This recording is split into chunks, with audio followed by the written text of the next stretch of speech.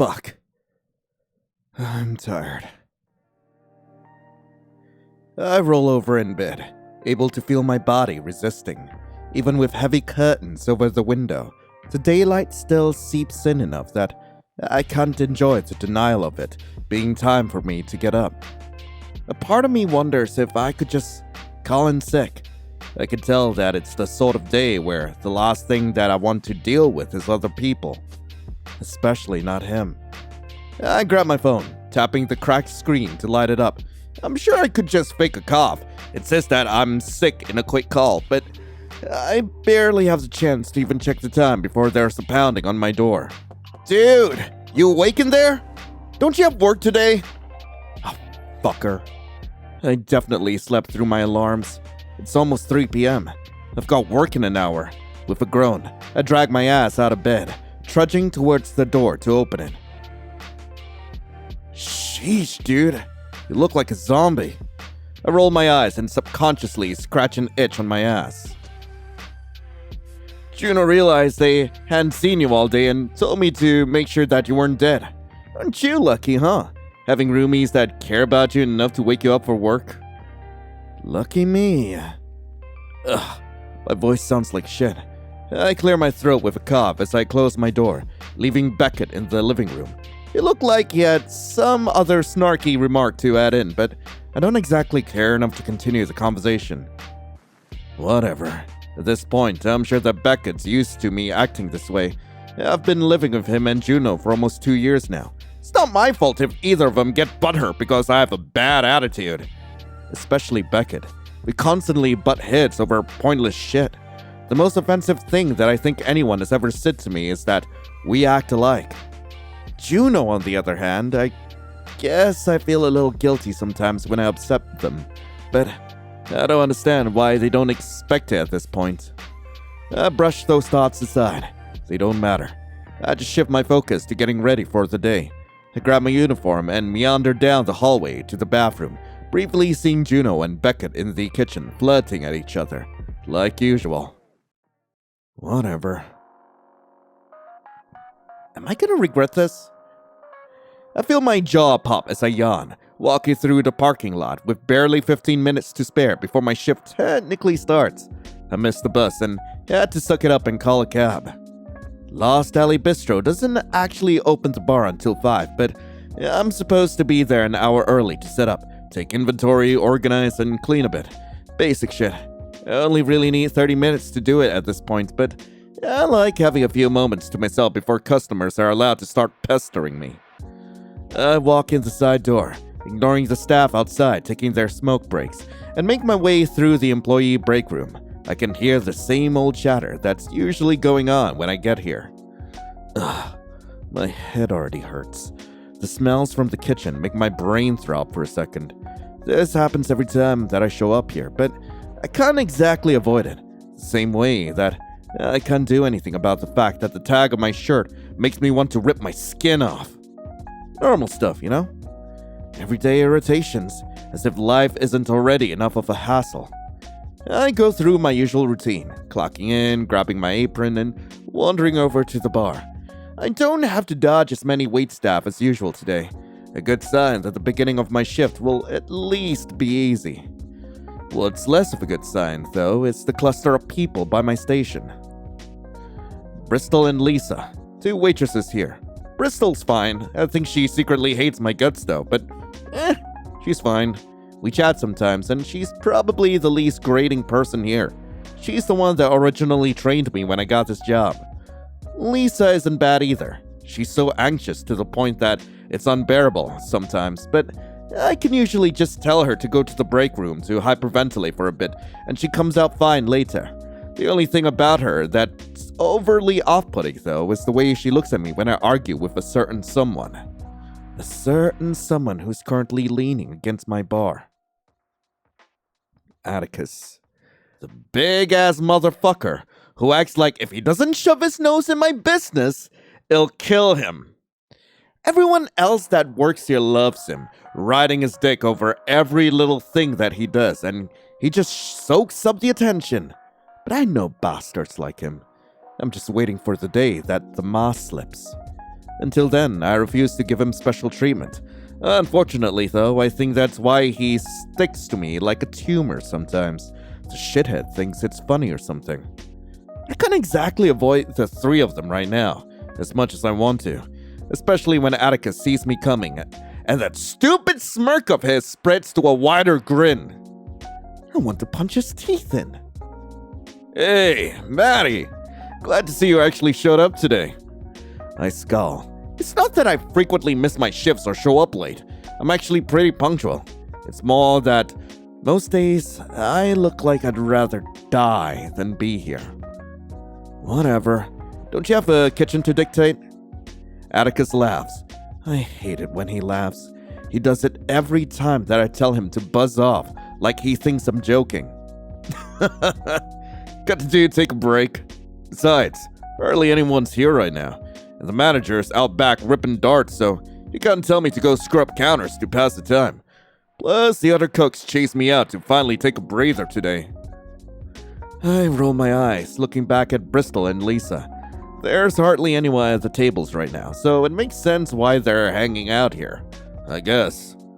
Bristol and Atticus are old friends, and I swear, Lisa just takes any chance she can to orbit Atticus, which isn't all that often, I guess. He's usually either rushing around in the kitchen or outside taking a smoke break.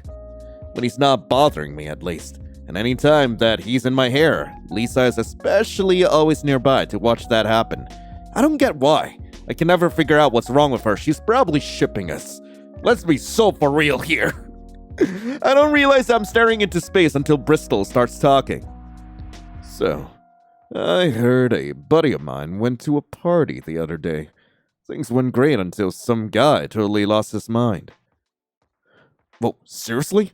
What'd he do? I am pretty sure I fucked up on, who that was. Just started wrecking the place. Had to get dragged out by a few guys. No idea what happened to him after that. Oh dear. Was he on something? Dunno. The buddy said that the party had a few people hotboxing the bathroom. Otherwise, the worst thing anyone was on was probably just tabby cats. Tabby cats? Heard that stuff can make you act a little weird. Never heard of anyone going ape shit on it, though. I can feel myself quickly losing interest in the conversation. I just try to shuffle by Atticus so I can get behind my counter. Well, can't any drug make you act weird? People, react to stuff differently. Well, sure, but most people that pop tabbies end up too busy bumping uglies to actually cause any real problems. Normally any trouble that they end up in is because they made stupid calls. Impaired judgment, spiked libido, yada yada. It is technically an upper, I guess. But I can pretty confidently say that the times I've tried it, it didn't exactly make me feel like breaking windows or starting fights. I watched Bristol roll her eyes and nudge her hip against Atticus. Sheesh, dude. Don't take that stuff. Everyone likes to say it's chemically safe, but there's no way that it doesn't at least rot your brain a little bit. Without thinking, I scoff. As if he needs any extra help damaging his brain anymore. Bristol shoots me a look. Yeah, times like this, I can tell she really doesn't care for me. Atticus, on the other hand, just looks over his shoulder at me, and I see his lip curl up into that infuriating smirk of his. You know, I think maybe the next time that I get my hands on some, I should pawn it off to you, bud. Atticus finally stops leaning against my counter, instead circling it to get near me. I don't exactly have the space to duck and avoid him, so I'm forced to endure him wrapping an arm around my shoulder. His other hand musses up my hair. Get off of me!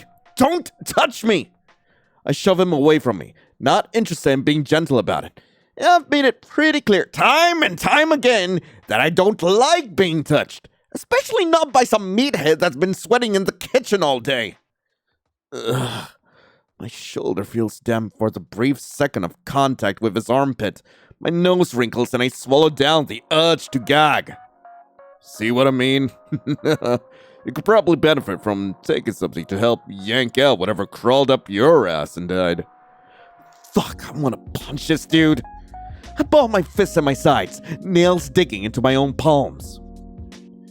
Would you leave me alone? I don't need anything to help me chill out. What I need is for you to hop off my dick for once. Hop off of it? I don't exactly need to jump to reach it in the first place.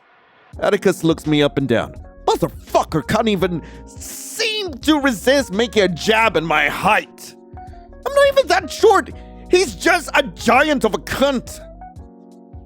Yeah, I briefly look at Bristol and Lisa. As expected, Bristol is looked at as like she's our disapproving older sister or something. But I can tell she's letting this play out for as long as she can because she probably thinks it's funny. And Lisa... oh, she's got that weird wide-eyed stare of hers like this is what she lives for. She's totally shipping us. Goddamn! Fucking freak. That's our freak! I barely get the chance to turn my glare back on Atticus before he pokes me in the forehead. I instinctively swat my hand at him. Come on, shorty. It'd probably be good for your health if you just lined up for once. I jab my finger into his chest. I don't need to. As I start to raise my voice, the front door of the restaurant opens with a jingle. Normally I don't pay any mind to it. It's not my job to greet people, and clearly, I've never been shy about shouting around customers. I only stop when Bristol and Atticus both suddenly deviate from the conversation completely to greet whoever the hell it is that walked in. Like suddenly I'm not even here. Maddie, bud! I was wondering when you were going to show up today. Even Lisa has turned her attention to him. Whatever. I just cross my arms and huff. I don't actually know all that much about Maddox. I just know that he's friends with Bristol and Atticus. I think he's Atticus's roommate too. I can only hazard a guess based on conversations that I've overheard. Yeah, I've only ever actually talked to him maybe once, and he didn't exactly seem like he was that excited to get to know me. He comes in almost every day with either a box or some sort of bag in hand. It's a bag today, one that he hands off to Atticus. I guess it's a dinner delivery since Atticus can't really stop and prepare food for himself when he's on the job. He seems harmless, if a little pathetic. I can't quite put a finger on why though. There's just something about him. It sort of makes sense why Lisa's fond of him, I guess. I never know what they talk about. Just that it's usually about comics, I guess. Lisa spends a lot of her break time drawing in some sketchbook, and he's the only person that I've ever seen her look at it. So bro, got any exciting news from work yet? I watch as Atticus holds a bag of food in one hand, his other arm draped around Maddox's shoulder. I'm sort of gleaning that Maddox is a bit of an anxious dude.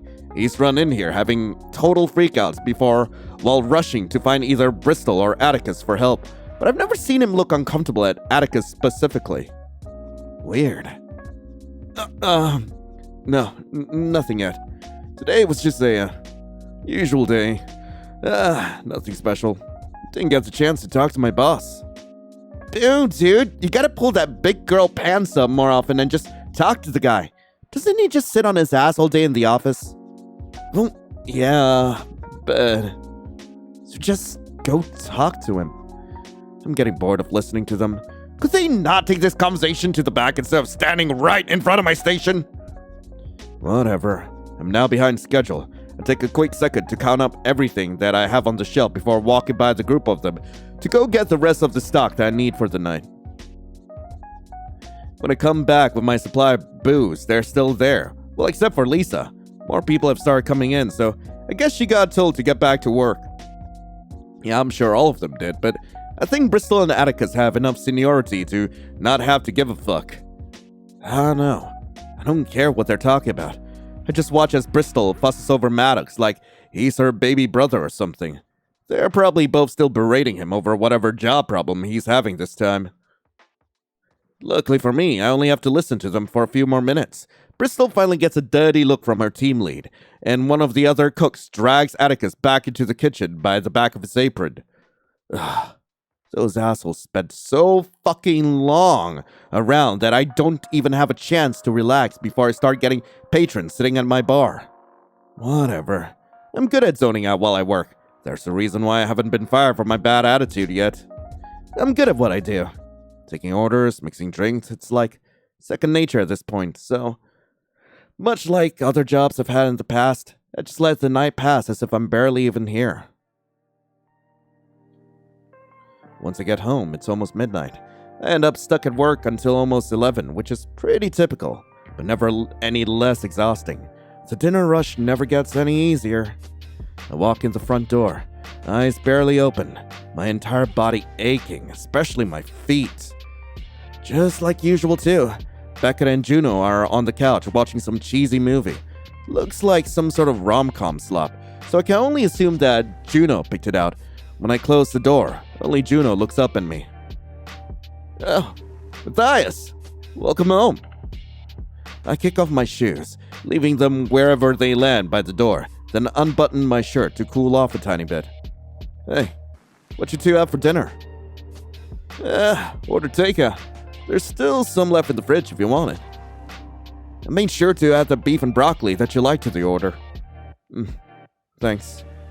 I can't say that I love reheated food, but it's easier to just put up with that right now instead of worrying about cooking anything for myself, meaning my options are to either suck it up or to go hungry.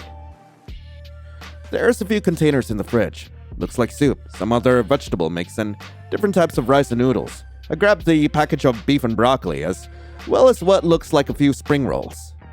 I have to squat down to use the damn microwave since it's under the island counter. This tiny-ass kitchen barely has space in it anywhere else, so we have to store it down here. While those reheat, I just nibble on the fortune cookies on the counter. I was never one to care about the fortunes, but Juno always found them fascinating or fun, so I read over the paper slips while I wait. Mindset controls your fortune. Ugh. Prepare for calamity on your horizon. Will the sun rise or set? These don't make any fucking sense! I know the gimmick. It's like astrology. Fake statements that don't actually mean anything but sound deep so people can insert whatever meaning they actually want. I roll my eyes, deciding that I don't care about the premonitions from a cheap cookie. I don't exactly have the same whimsical wonder that Juno does.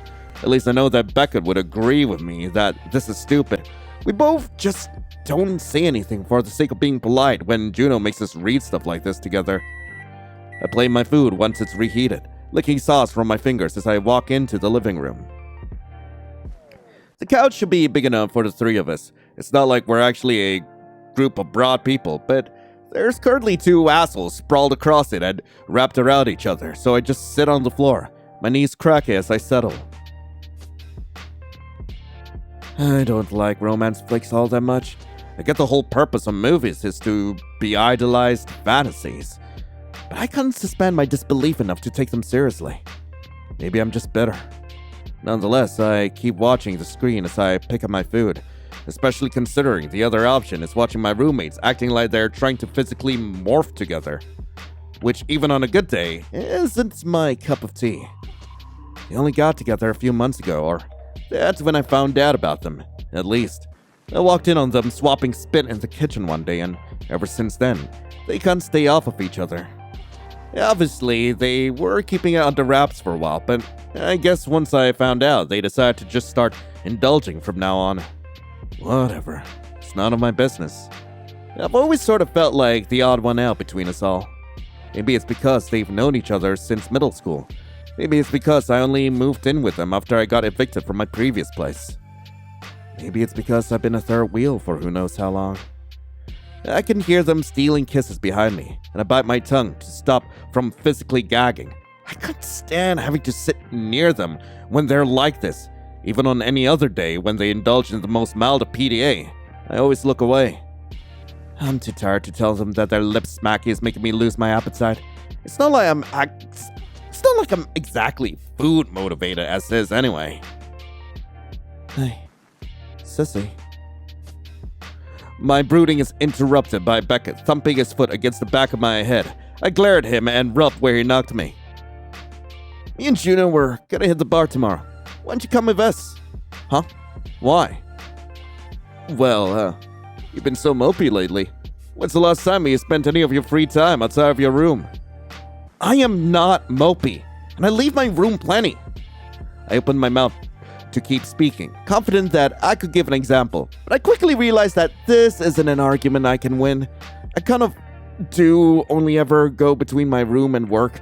Damn, the only exception is when Vivi forces me to go out for the day. Whatever. So, you guys want to drag me out somewhere? Sure, why not? It's been a while since we've gone out anywhere fun.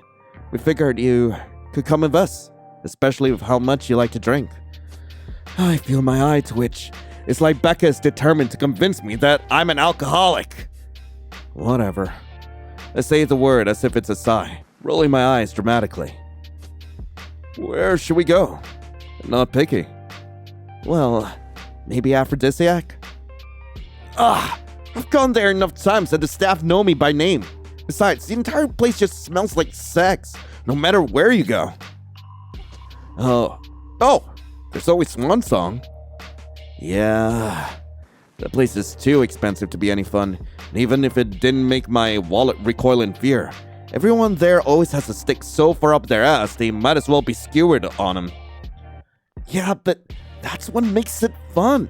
I want to go and see how long it takes for us to get kicked out. No, come on, guys. It's something completely different compared to usual. I've always kind of wanted to go. Sure, but if Matthias is going to be a big baby over it being too fancy, then let's go to Bootstrap. That place is gross. I think they might as well wash the floors with piss.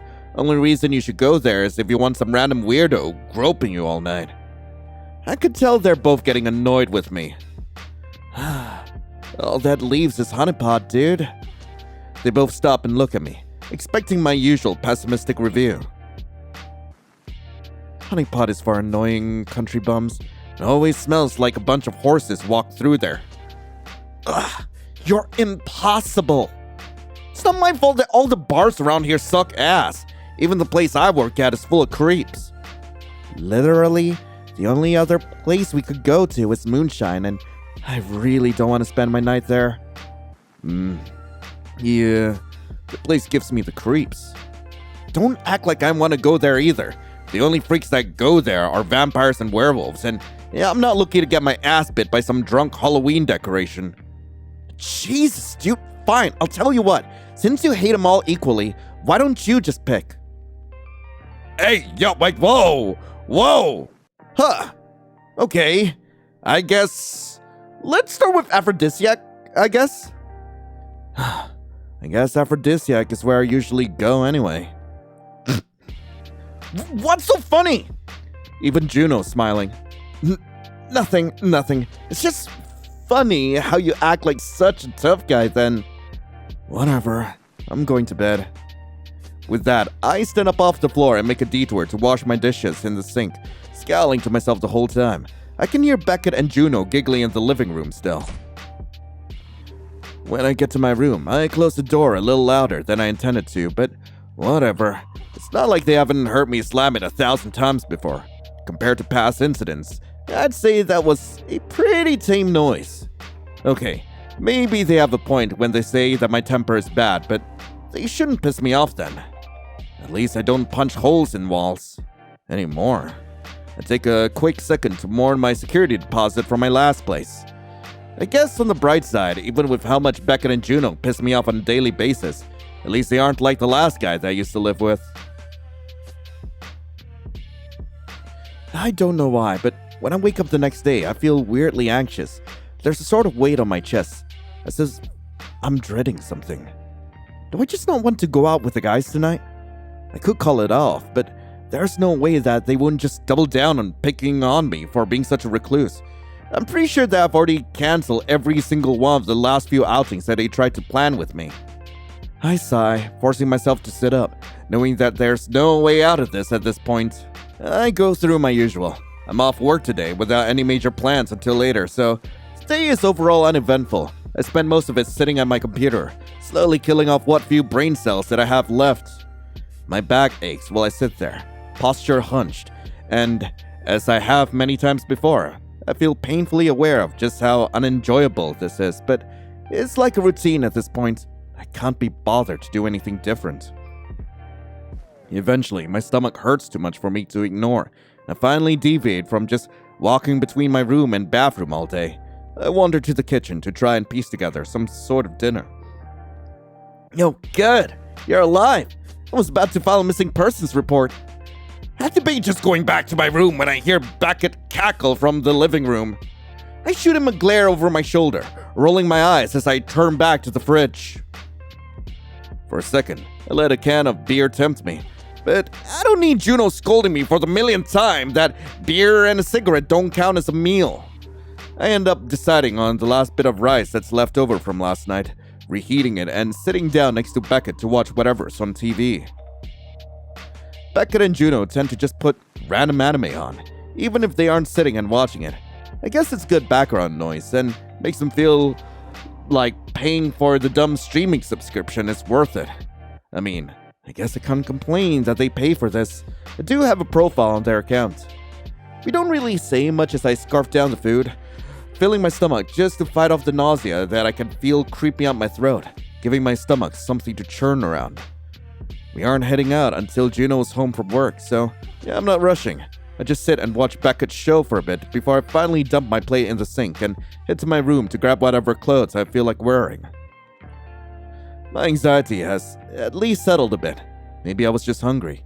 Juno warns me about my blood sugar all the time. They can tell when I get jittery and extra irritable that I haven't eaten properly. They have Beckett trained on their routine for meals, but it hasn't quite stuck for me yet.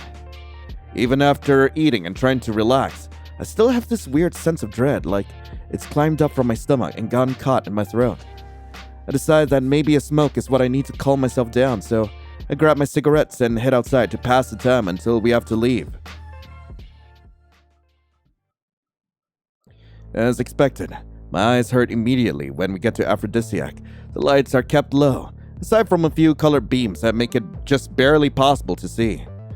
The loud music is overwhelming at first, but soon enough, the deep bass of the speakers lull me, and I find myself relaxing my shoulders a bit. I gradually get used to the vibrations as I'm mentally eased into the vibe of this place. Beckett and Juno barely wait before they accidentally ditch me. I figured that would happen. It usually does. It's not like I'm not used to being left on my own in places like this. I can fend for myself. Hell, most of the time when I come here, I'm on my own anyways. I push my way through the tight crowd of people to try and make my way to the bar, my size being both an advantage and a disadvantage. I can squeeze between people pretty easily, but I get elbowed in the side of the head at least once by some guy that's easily a foot or more taller than me. He doesn't even notice.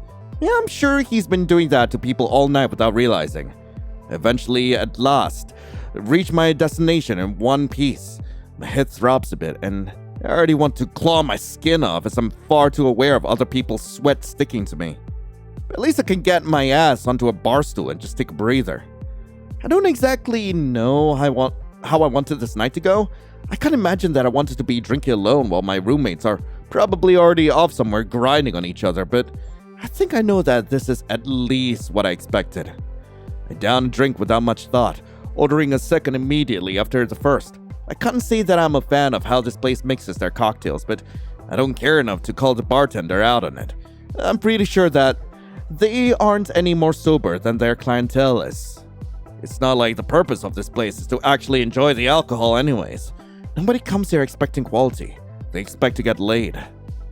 I sort of just play with the glass when it gets handed to me, running my thumb along the pattern in the glass, watching the liquid sway with the tiny motions.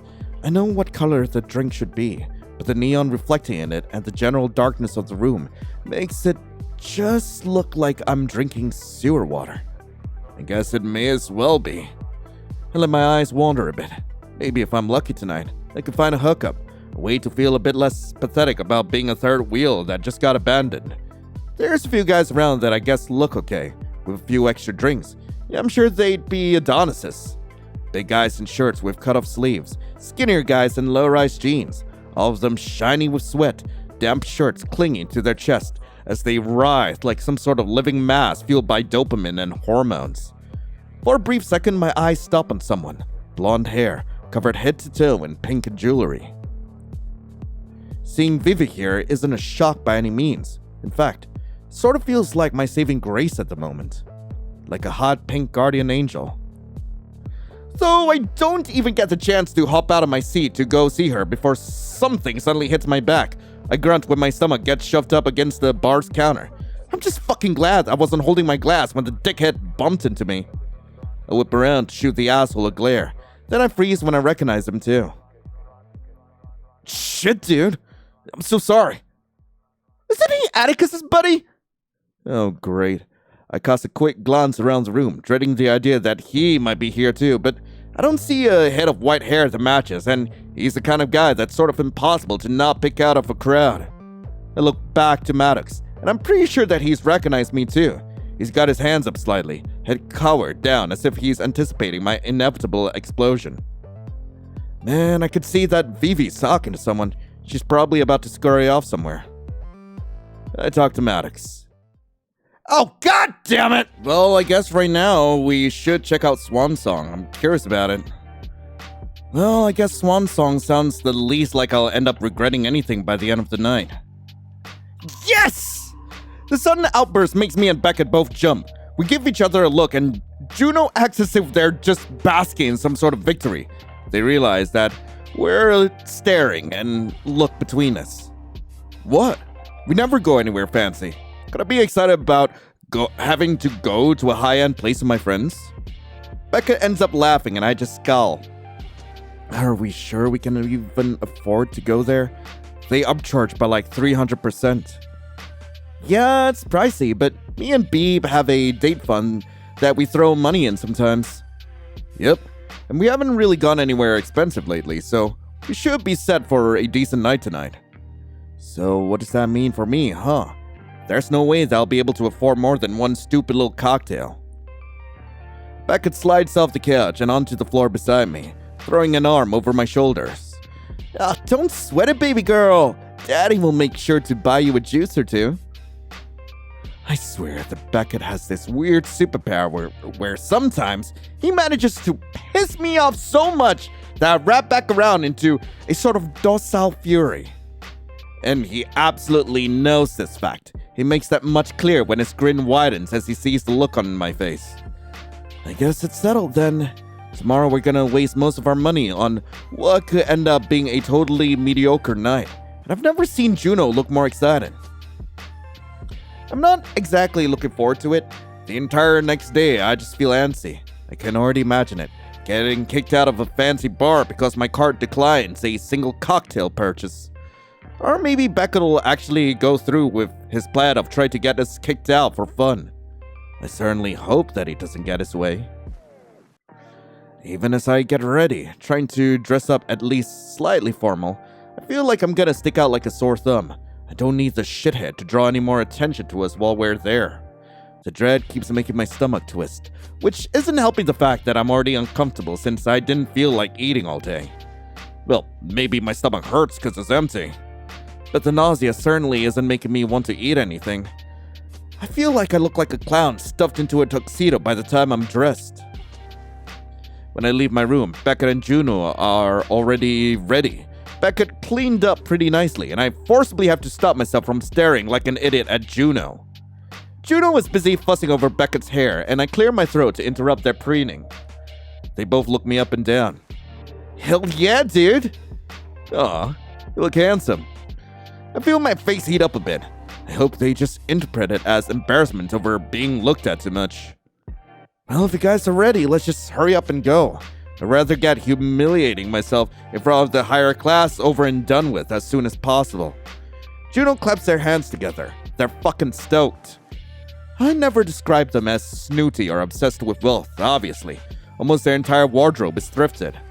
But I can understand that this is different from what we usually do, and Juno does read a lot of magazines about fashion and celebrities. Maybe they're excited to pretend for tonight that they're among the stars or something. It feels goofy to be so dressed up as we climb onto the bus. 3 idiots dolled up on public transit. I think most of the people that go to Swan Song and actually belong there drive fancy cars, or they have personal drivers. Maybe there's a cab service specifically for rich old people. I sincerely doubt that the average patron of that place has to check their ass to make sure that they didn't sit on chewed gum after they dismount their ride of choice. I end up walking behind Juno and Beckett on the sidewalk as we make our way there from the bus stop. The building certainly looks fancy. I've always thought it looked like some sort of mansion that you'd see in a princess movie. The sort of place where you almost expect to brush past some girl missing a glass slipper. What the fuck? At least once we get inside, I don't feel as self-conscious. Sure, most of the people here are old as balls and all look the same with their fancy suits and dresses, but there's a few people with tattoos and piercings among the crowd at least. Maybe I won't have to choke myself by buttoning my shirt collar all the way up to the top, just to stop the old fossils here from giving me their nastiest stink eye. We're definitely not the majority of the customer base here, but I at least feel a bit less like the fraud that I am. What I do continue to feel like, though, is a little kid as I just follow Beckett and Juno around. They're taking turns wrapping their arms around each other, quickly getting glasses of champagne in their hands. I almost forgo a glass myself until Juno is shoving one into my hand. Fuck, I feel like an idiot having them paying for me. I'm a year older than them, yet I somehow feel like I'm the brat that they're babysitting sometimes when we all hang out together. I notice that Beckett isn't talking much, but not out of discomfort. He looks pretty calm, probably just happy to be spending time with Juno. Meanwhile, Juno is doing most of the socializing. They talk to others so easily. Kinda get jealous sometimes. They just radiate this sort of energy that makes everyone immediately want to be their friend. I couldn't imagine being able to do that. Vivi's the only person that I've ever actually managed to con into putting up with me. And even then, I'm on thin ice sometimes.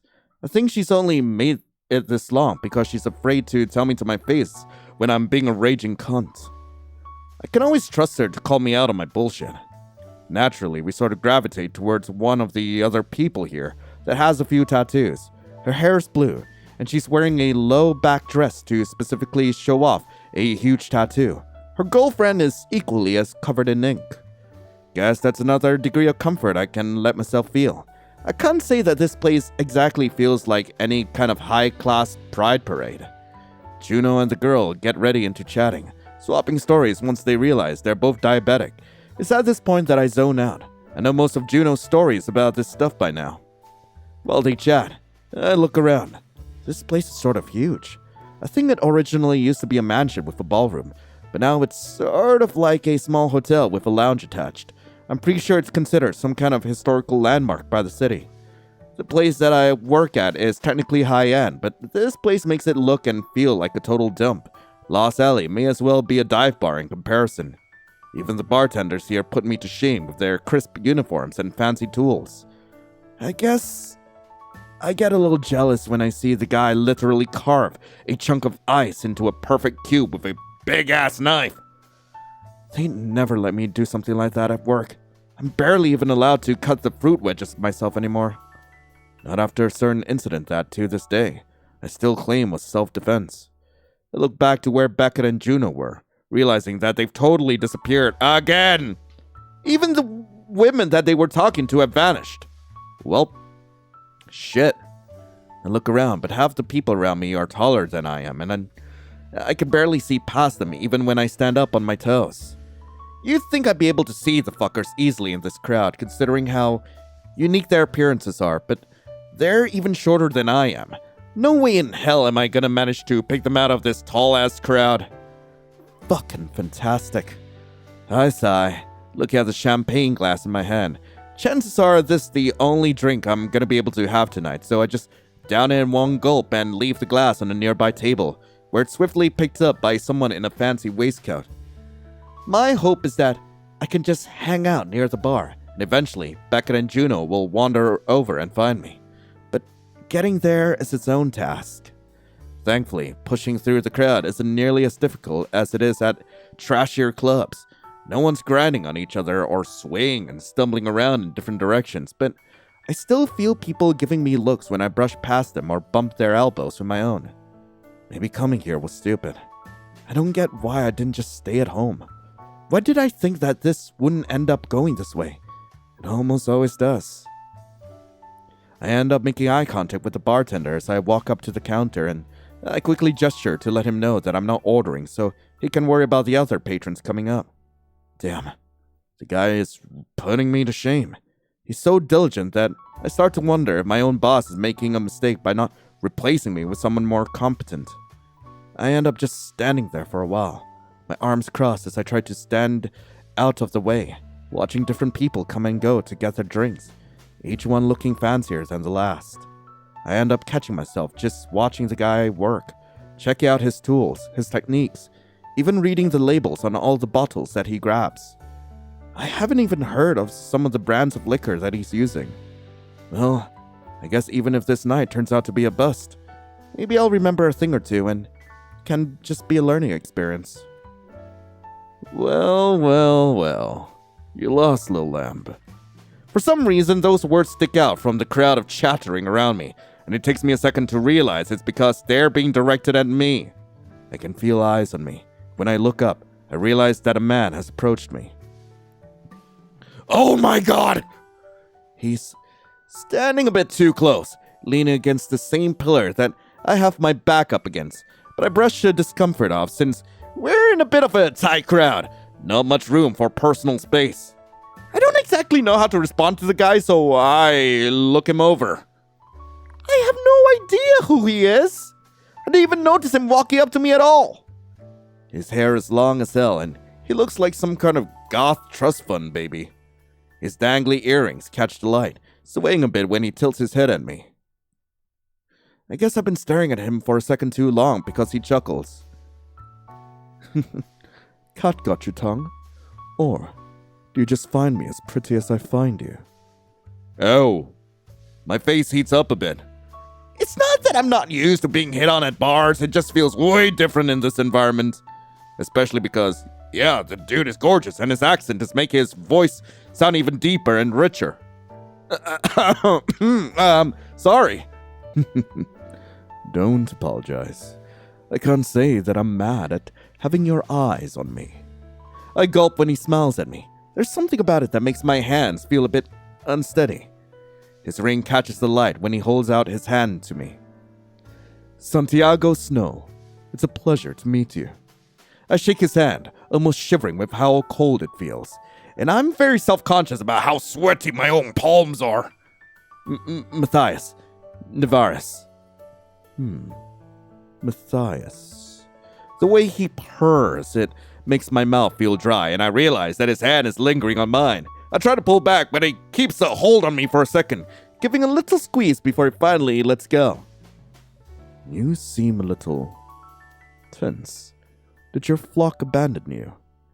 I can't tell if he's trying to make fun of me or not. I think if he was, I'd just let him. No, I mean, kind of, maybe. I just lost track of them. Well, why don't I keep you company until we find them then? Would you allow me to buy you a drink or two while I enjoy a few selfish minutes with you? He steps closer, and his hands slip between the pillar and my lower back. I don't know if the twinge I feel is discomfort or if I'm just getting worked up. I take the safer option and shuffle away from him for a bit.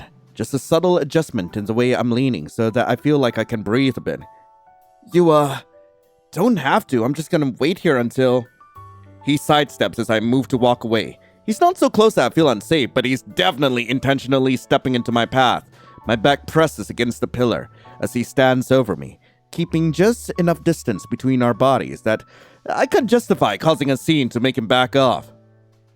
Oh, come now. We could both probably benefit from sharing company. I came here alone for a good night, and I get the feeling that you'd make an excellent ingredient to the mix. I see his chest rise. He's taking a deep breath in through his nose. His Adam's apple bobs, as if he's swallowing the scent down. I'm not exactly wearing fancy cologne. I barely remembered to throw on unscented deodorant before we left the house. This might be my cue to get some space between me and this guy. Sorry, I actually think I just remembered that my friend said if we got separated, I should, go outside and stand on the balcony. Yeah, plus I, need a quick smoke. He gives me a bit of space, finally, before I start shuffling out from between him and the pillar again. His smile fades for a second, before it comes back slightly softer than before. For a second, I wonder if he seems disappointed. I see. Well, my apologies for keeping you then. Enjoy your night, Matthias. It was lovely meeting you. He reaches into his pocket, and I feel my whole body stiffen. When he reaches his hand forward again, he's got a box of cigarettes in hand, holding it out and open to me. I give as polite of a smile as I can muster, plucking out one of the sticks before tucking it behind my ear and turning to leave. Even as I get more distance between us, I can feel his eyes on me. I try to just focus on going forward, but a sort of anxiety rises up in my chest as I feel my blood flow through my veins, and I can't stop my neck from twisting to look back over my shoulder. I expect to see him right behind me, but he's totally gone. I have no idea if that's actually comforting at all. And I don't have time to decide how I feel about it before I'm forced to come to a sudden stop because I've barreled into someone in my haste. Whoever the guy is, he's gotta be a brick shithouse because I practically bounce off of him and he hardly even stumbles. I would have hit the ground if he didn't immediately catch my arm. Oh, good heavens! Are you alright, young man? I blink a few times, just trying to regain my bearings. The bright lights in here make it a bit hard for a second to see the man's face as I look up at him. Oh! Markiplier! I can tell that he's an older guy. The lines on his face aren't incredibly deep, but they're definitely present. The light makes a few white strands in his hair almost seem to glow a bit. I am fine, thank you. I get my feet properly back under myself, and the man's grip on me loosens. His hand slides slowly from my bicep to my back. Oh, you seem like you were in a bit of a rush. Did something jump out and scare you? He laughs a bit when he speaks, and I subconsciously glance sideways, as if I'm nervous that I'm gonna catch Santiago stalking up to us. No, I was just trying to get some fresh air. I point towards one of the open balcony doors, and I see the man glance briefly at the cigarette behind my ear. Well, if you need a light, or just a little company, I'd be happy to join you. I think for a second. I do actually think that I forgot my lighter at home. I guess I didn't anticipate that I'd be sneaking outside for a nicotine hit tonight, especially not as a way to run away from a man that made me feel like a prey animal. This man at least seems a bit friendlier. Less like he's got his own agenda with talking to me. The way he's smiling makes me feel a bit more at ease. I'm Ray, by the way. It's lovely to meet you. He removes his hand from my back and holds it out so I can shake it.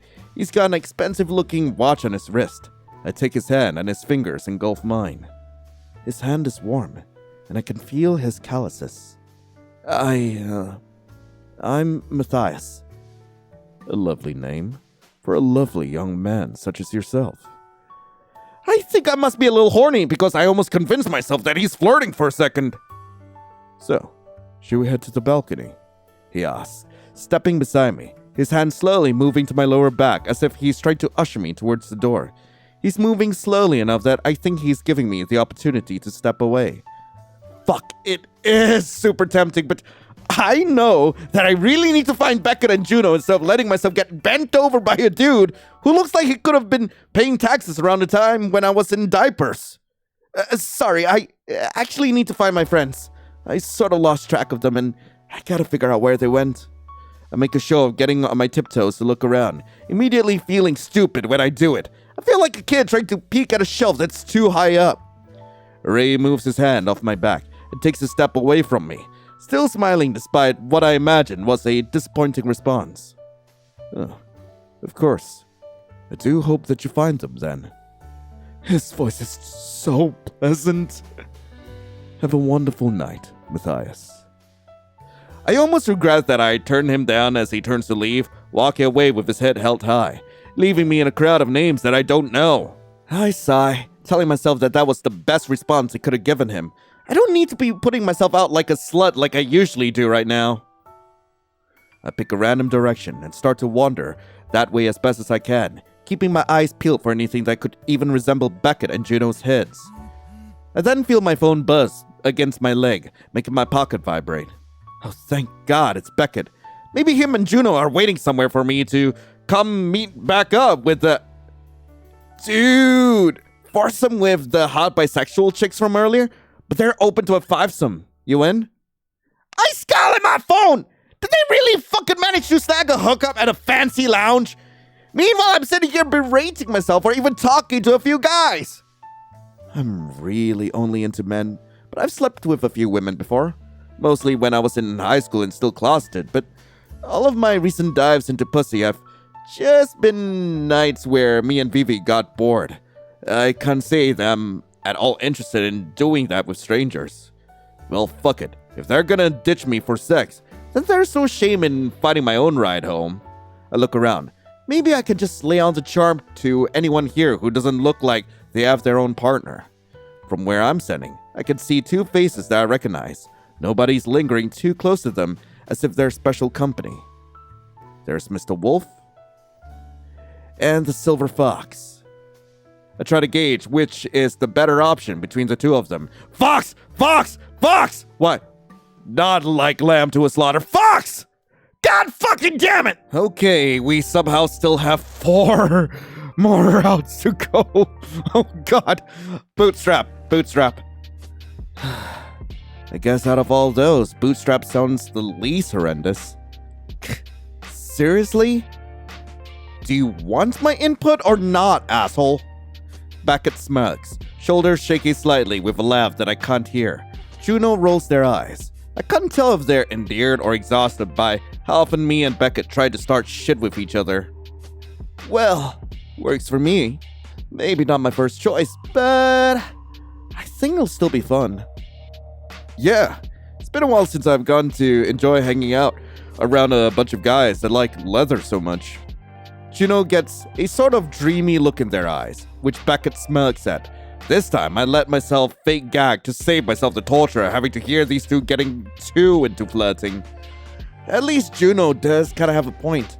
I don't think I'll ever complain about hanging around a bar where the local fetish clubs tend to congregate. At any given moment, if you go there, you're bound to see a couple of people done up in kink gear. And if you're lucky, you might end up in the middle of a scheduled meetup of enthusiasts. The last bear night they hosted was a great time for me, personally. I try not to dwell on that thought too much, just for the sake of my own dignity. Once we've all come to an agreement, we part ways. Juno and Beckett head to their rooms, while I quickly clean my dishes up. When I finally try to fall asleep, I don't know why it is, but I just have this looming anxiety over me. It's not uncommon for me, I guess, to feel like things are gonna go wrong out of the blue. But it does make it a bit harder for me to actually fall asleep before the sun starts to rise. By the time that I wake up the next morning, it's well past noon.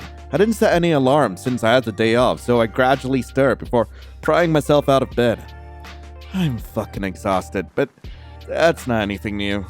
At least I don't have to do anything until later tonight, and it's not like we're going anywhere fancy. Bootstrap is the sort of place that you go to just to drink and enjoy cheap thrills. No designated dance floors to grind on, no fancy wine to act stuck up about. Just alcohol and a few bathroom stalls with holes cut into the dividers. The sort of place I'm probably a familiar face in with the other regulars. We all dress the part when we head out, going for more casual wear than anything else. I thought about really slutting it up, showing off a bit so that I could find someone to go home with, but I don't need Beckett poking fun at me for the whole ride there. Once we get in, I immediately smell like sex and leather. The lights are dim, making the other patrons look like one giant undulating mass. Beckett leads the way as we walk in, his hand holding Juno so that they don't get lost. I've got half a mind to grab Juno's hand so that I don't get swept away.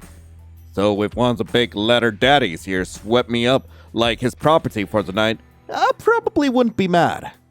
Wouldn't be the first time that's happened. We get through the crowd and up to the bar. The bartender barely acknowledges us as she keeps puffing on her cigar. Juno seems content to let Beckett order, so I do the same. I'm not feeling picky tonight. The bartender is a bit busy with people shouting orders for her to take, so we have to be patient for our drinks. I just let my eyes wander in the meantime. The crowd really is what we expected. Mostly people in leather. A lot of the crowd look older than us. Poor Juno looks like a fairy compared to the biker butch next to them. With all the cigarette smoke in the air, I feel like I'm getting the nicotine hit that I've been craving since we left the house. I'm broken from my thoughts by a sharp pinch on my ass. I look back, and it's Beckett, smirking with a glass in hand. What's a tight little thing like you doing in a shithole like this? I roll my eyes as I take a drink. This is definitely his sort of environment. I'm sure him and Juno are gonna ride the high of this place all the way home. Beckett leans next to me after he picks his own glass back up, his other arms nice and tight around Juno's waist. It sure is busy tonight. Did we miss a memo or something? I mean, it's a weekend night. Of course this place is gonna flood with freaks. I personally think we picked a great time to show up. He's got this big grin on his face. The way that he keeps giving Juno looks is making me think that I ought to give them some privacy sooner rather than later. I'd say that you fit right in, dude. Freak shows are like your whole thing, yeah? Hey, in another universe, I'm sure that I became a renowned scientist or something, but alas, in this world, my parents sent me to therapy so that I'd stop dissecting dead animals I found in the backyard. Personally, I thought I was coping pretty well with our divorce. All things considered, I could have been doing worse things. I'll never understand how he can say such things so nonchalantly. At least Juno finds it funny, straight up giggling at the morbid comment. Whatever. They can be weirdos in whatever way they'd like. The alcohol burns my throat as I drink. It's way too sweet and probably cheap. A great way to start a night like this, I guess. Maybe I spend a bit too long just staring at the liquid in my glass as it gradually depletes with every swig. I really don't get into the mood to enjoy crowds until I'm solidly tipsy. Even then, I could already tell that this might be the kind of night where I just wasn't destined to go out and have fun. It takes hardly any time before the three of us end up split up. I hardly even noticed that it had happened. At some point, some guy started talking to me, getting my attention long enough that I completely missed Beckett and Juno wandering off. Oh, of course I'm left stranded. As usual. I don't really care too much, if I'm being honest. Part of why I figured we could come here is that I'd at least be able to make my own fun if I got left alone. So I wander through the crowd, slipping between bodies till I find something to catch my attention. Though no one's really looking at me. I guess when I come here, most of the attention I get is through a glory hole. My face isn't exactly my selling point. Bit of a bummer, that is. Means I'm back at square one where I'm just bored and uncomfortable, leaving me idling around with one singular drink in my system. I at least managed a few chats with a couple of strangers, but nothing really feels properly titillating. There's a few guys that I sweet talk a bit and let grope me, but they eventually just wander away to chase after bigger fish. It's really not going my way. My prowl only stops when someone breaks a glass, the commotion drawing most people's attention. Watch where you're going, shrimp! Maybe you ought to get your eyes checked, bud. I know that second voice. Sure enough, I managed to find an opening to look between people, and I see Beckett chest to chest with a guy that's twice his size. Young meat like you better watch your mouth. And you're about to watch my meat in your mouth! Jesus Christ. Thankfully, Juno is on the case, and I see them trying to coax Beckett backwards, so I decide that I better take my leave before I somehow get dragged into this spat. It wouldn't be the first time that Beckett had started something and dragged me in for backup. As I back away, I think I'm finally in the clear once I get near one of the walls, so I turn to scurry away. And bump directly into someone.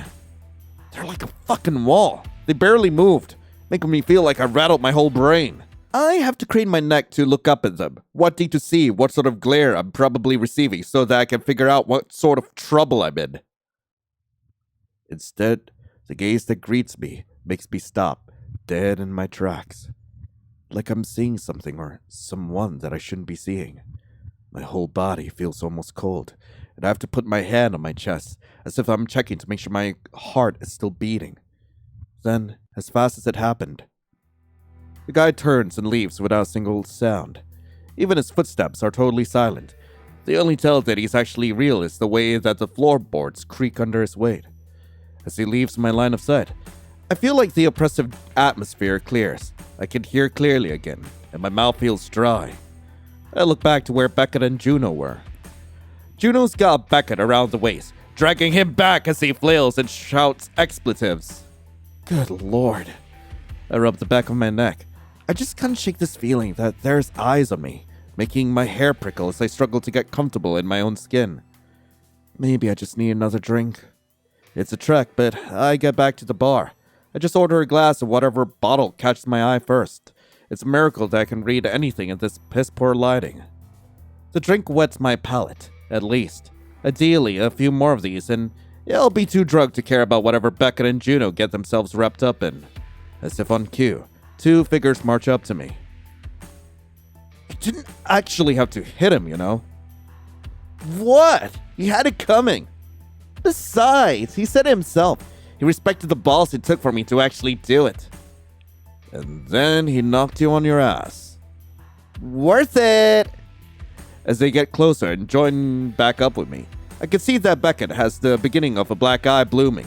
Guess I must have looked away just long enough to miss the excitement. Crazy bastard. Though I can only say that since it's been a few months since I got in my last physical fight. Damn it. Maybe people are right when they say that we're alike.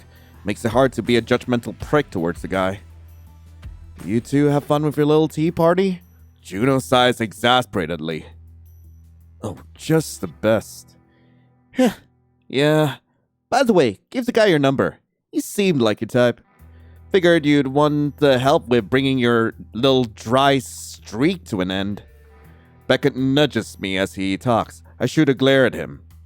I genuinely couldn't tell if he's joking or not. It wouldn't be the first time they started something, then deflected the other party onto me for them to take their anger out on. Well, I guess sometimes it's beneficial to me in certain ways. The two of them kept going back and forth, poor Juno chewing out Beckett for being so careless. It's not exactly my problem, so I let myself zone out and my eyes wander the crowd. It's not like there's really anything new to see, honestly. Same leather, same heads, and above those heads I see something. It's kind of hard to miss him. I'm shocked that nobody else is stopping to gawk at him. That guy from earlier. The one I ran into, and it's totally not a danger to me. I can see his head and shoulders as he moves through the crowd with an eerie amount of ease, especially for a big guy like him. It's as if there's barely even people in his path at all. He's heading towards the back door with an odd sort of determination. I could follow him. Oh, come on! Okay, so, staying put does actually continue the story a little, so I'm gonna do that. I decide that I don't feel like getting shanked in an alleyway tonight, and I stay where I'm standing. There's no way that a guy like that is up to anything that I want to get involved in. I've zoned Juno and Beckett out at this point, barely paying them any mind, even when Beckett's elbow shoved into me. I have no idea if he did it intentionally or not. I just sipped my drink, trying to forget the creepy feeling I got when I ran into that guy. What the fuck was his deal anyway? Whatever. Weird people come to places like this all the time. I can feel myself getting bored, just watching people wander around drunk, ignoring Beckett and Juno flirting next to me. Maybe coming out tonight was a bad idea. Could have just stayed home and jerked off for a few hours with the house to myself. Probably would have been more entertaining, and I could have had a few better quality cocktails by myself. My mind absently wanders, and I just drink until I empty my cup. Then I feel nature calling. Yo, lovebirds, gotta take a piss. You want us to go with you? As Juno asks, Beckett's already standing up straighter as if it's just second nature to follow after me. It's fine, I'll live. I give them a small wave as I push myself off the counter and wander off. I think I hear Beckett say something behind me as I walked away, but I didn't hear him. Hard to hear anything over the noise in here. Getting through the crowd is as tough as ever, but I manage. I get myself into the bathroom with a sigh of relief as I approach the urinals. I unzip and stare straight at the wall as I let it out, simply ignoring the other guys coming and going around me. I can hear the muffled thrum of the bar's music outside, occasionally blaring clearer each time that the bathroom door opens. The smell of piss and weed is also a little overwhelming. I shake myself off quickly when I finish, zipping my pants back up and washing my hands at the sinks, trying to not rub shoulders with anyone around me. I'm pretty sure that I can hear two guys busy using the glory hole between two stalls. As I move to walk back out into the bar, I look back over my shoulder to confirm, seeing two sets of shoes under the stall doors. One guy's on his knees.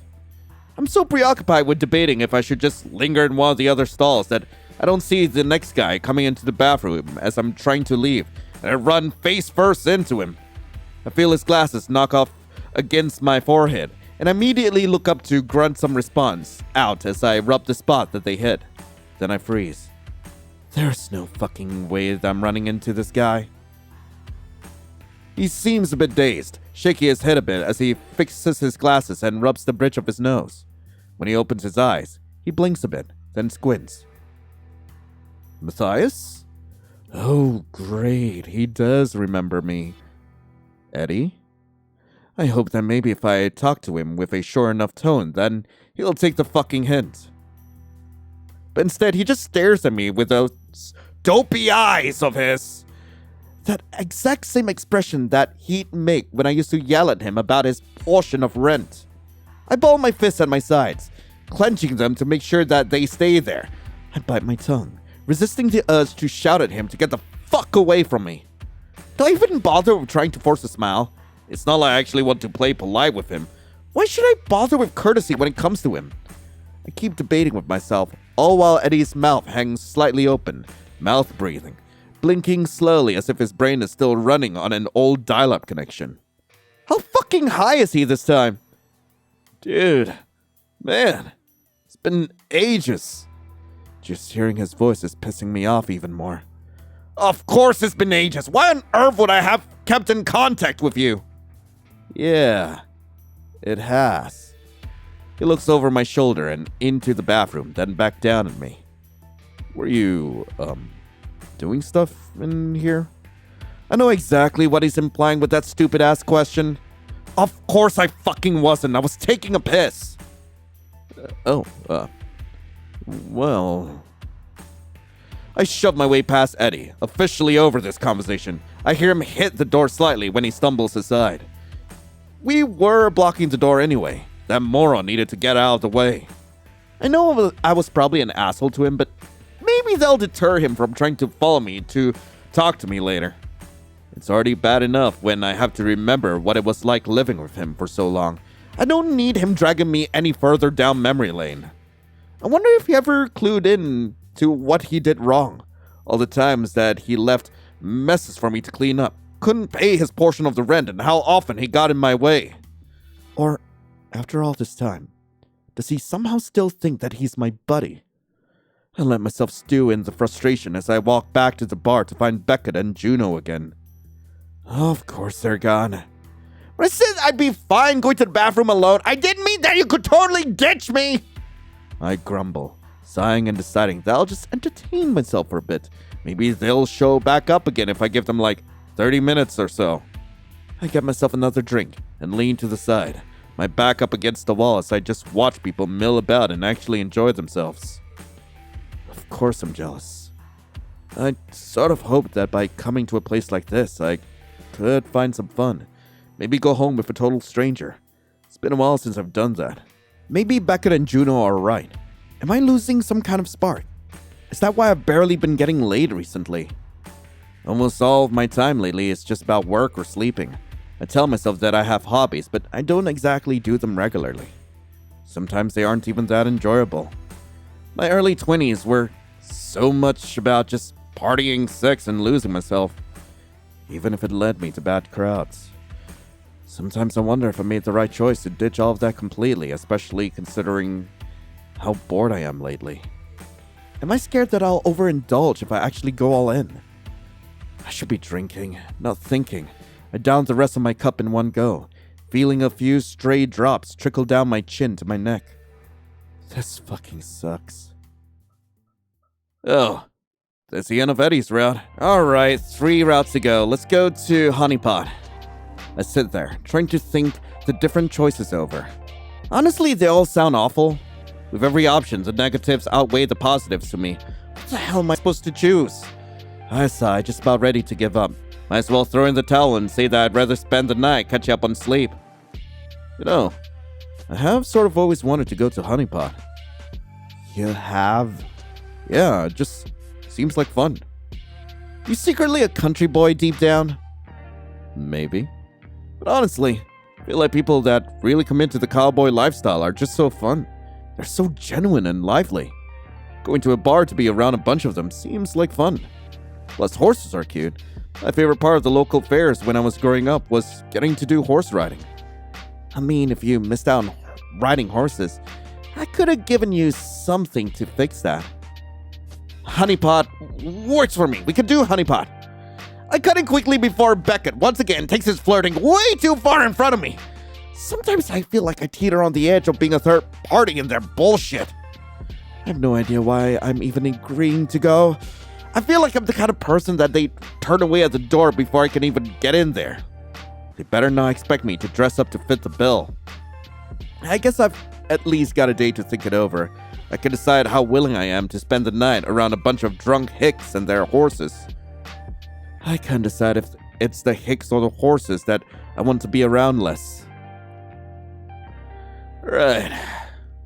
As much as I tried to mull it over for a day, I still don't want to go. I'd rather just rot in bed for the evening. But Juno keeps talking about it. They're practically bouncing as they go on and on about how much they love ranches and farms, how much they miss horseback riding from some summer camp they went to as a kid. And there's no way in hell that I can say no to them when they look at me and beg me to come along when I mention how I'm considering just staying home. It won't be the same without you. It'll be good to get out of the house. We want you to come with us to have some fun. I hate that they can get me so easily, even when I sincerely doubt that Beckett cares if I come or not. He'd probably prefer to just go with Juno alone. I don't even get why they invited me at all. Why not just go out together for an actual date night instead of bringing the extra luggage along with you? But even with the uneasy feeling that I have in my stomach, I still find myself seated on the bus with the two of them as we're taken to the quieter side of the city. The businesses in this area tend to be more locally owned, rather than chains. It's mostly a few hobby shops and other places that you can tell have pretty specific customer demographics. From what I've heard, the owner of Honey Pot is from Alberta, and most of the clientele that it gets tend to come over from out of town. Most of the nearby farms and ranches are at least an hour or more from the edge of the city. But I guess the trip to visit the bar was worth it if you're really into the hardcore country scene. The bus comes to a stop to drop us off outside of the bar, which means it's too late for me to turn back now, even though I really wish I could. The place looks like it's trying too hard to be a Western salon.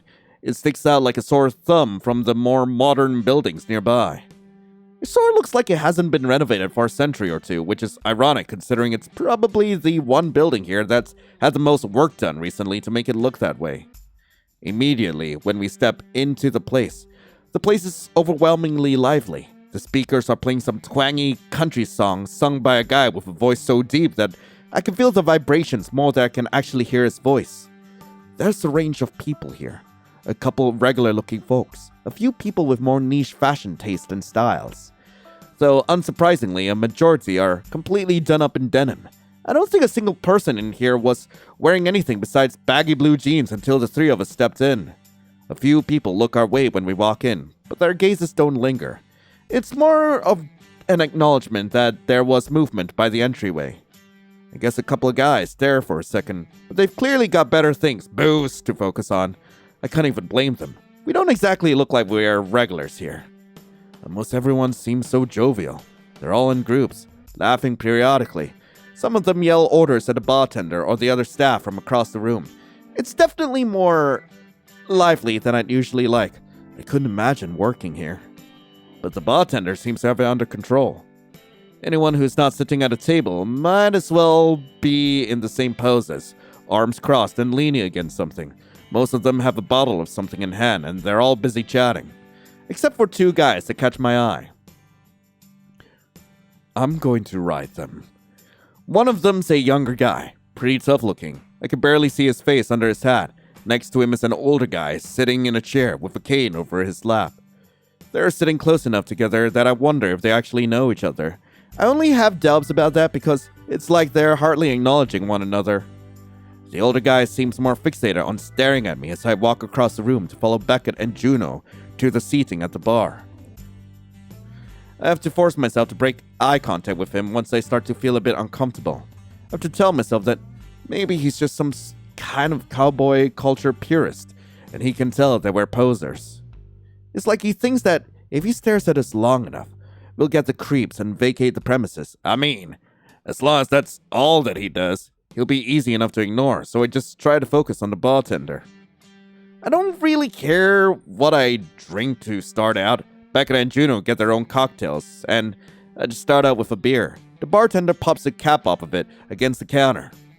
I just try to get comfortable as I sit and drink, scoping out the crowd a bit. I really don't think this is the sort of place where I can see myself actually having fun. I spare a glance over at those guys again, and I notice the younger one's disappeared. The old guy is still there, but is fiddling with something in his hands that I can't quite see. Whatever it is, it seems to be straining him a bit as he stops every few seconds to shake his wrist or flex his fingers. Seems like a weird place to sit around and just to fiddle with puzzles. I just turn my attention back to drinking, trying to shake off the weird feeling that I've got. Like this sort of dread that sinks into my gut that this whole night is about to lead to something bad. As I expected, I end up shuffling off to the side from Beckett and Juno. They're so focused on each other and chatting with a few randos, I end up just brushed off on my lonesome with my beer and a headache threatening to dig its roots into my brain. I sigh, but I doubt that anyone can even hear it over the music and the chatter in here. I just busy myself with looking at the decor around us. Different paintings of western scenes, a couple of animal skulls with big horns. There's a whole display just for belt buckles. Even the dumb bathroom signs have cowboy theming to tell which one is the men's room and which one's the women's room. I can't shake the weird feeling that places like this give me. Like, I'm actually worried that somebody's gonna start something. Beckett and Juno are more than capable of protecting themselves, but it's hard not to worry sometimes. I get this kind of antsy feeling that if I should be keeping a better eye on the two of them, just in case anyone tries to give them trouble. Sure, I'm not here to be some sort of savior, but I'm not gonna let some creep with a stupid hat cause some issues. Thankfully, so far things seem okay. One burly guy actually has his sleeves rolled up, showing a tattoo off to the two of them. Beckett and Juno show off a few of their own in return. I know my own ink isn't exactly easy to hide at all, but despite how much I've got done, I never find myself confident enough to really showcase any of it like that.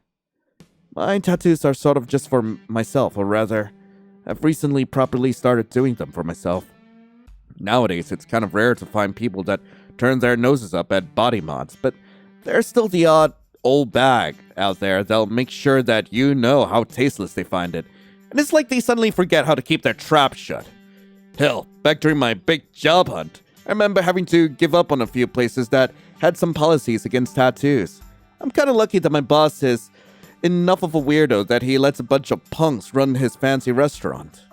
Lord knows how much of a hard time I'd have if I actually did have to try to cover them up. Most of my paychecks will end up going towards egregious amounts of foundation. I polish my beer off and sigh to myself again, eyes wandering once more, and I see that guy again. The tough-looking one. I only see him for a second as he exits the men's room. He looks around for a moment, then disappears down some side hallway that I think leads outside. I look back at the old guy again, reminded of him. He's got a drink now, and sure enough, his eyes meet mine before he looks away. That uneasy feeling I've got feels like it's mounting in intensity. Sure, I draw attention sometimes just by looking the way that I do in certain crowds. But this is different. I get so caught up in my paranoia that when Beckett exclaims next to me, I instinctively cover my ears for a second. I get he's gotta be loud to be heard over the noise here, but he turns around just as he starts talking, and it's like he's just shouted directly into my fucking eardrum. Yo! Arm wrestling! I want in! You guys taking bets? Within a second, he's rushed off, and Juno follows along cheerfully. There's some guys sat at a table across the room exchanging money, while two guys set up hands clasped together. Yeah, I shouldn't have come here. I groan, ordering a quick shot of vodka that I down before I hop off of my own stool and make my way to one of the side doors. It's getting unbearably stuffy and hot in here. It smells fucking awful, and the noise is getting to be physically painful. I feel like if I stick around any longer, I'm gonna be physically ill. I'm not quite at the point where I'm totally ready to ditch the two of them, but I at least need a break. Some time outside with some fresh air might help me clear my head. Either that, or I'll decide that I'm still miserable and I'll just tell them that I'm gonna take a cab home early. I pass by another guy as I step out the door. He holds it open. I duck under his arm with a nod to give a quick and wordless thanks. The cool air immediately feels like a relief as I breathe it in, letting my chest expand as much as it can before I exhale. It'd be nice if it was a bit colder out. Kinda missed the winter nights from a few weeks ago, but we're at least still in the season where the nights get cold enough to feel good.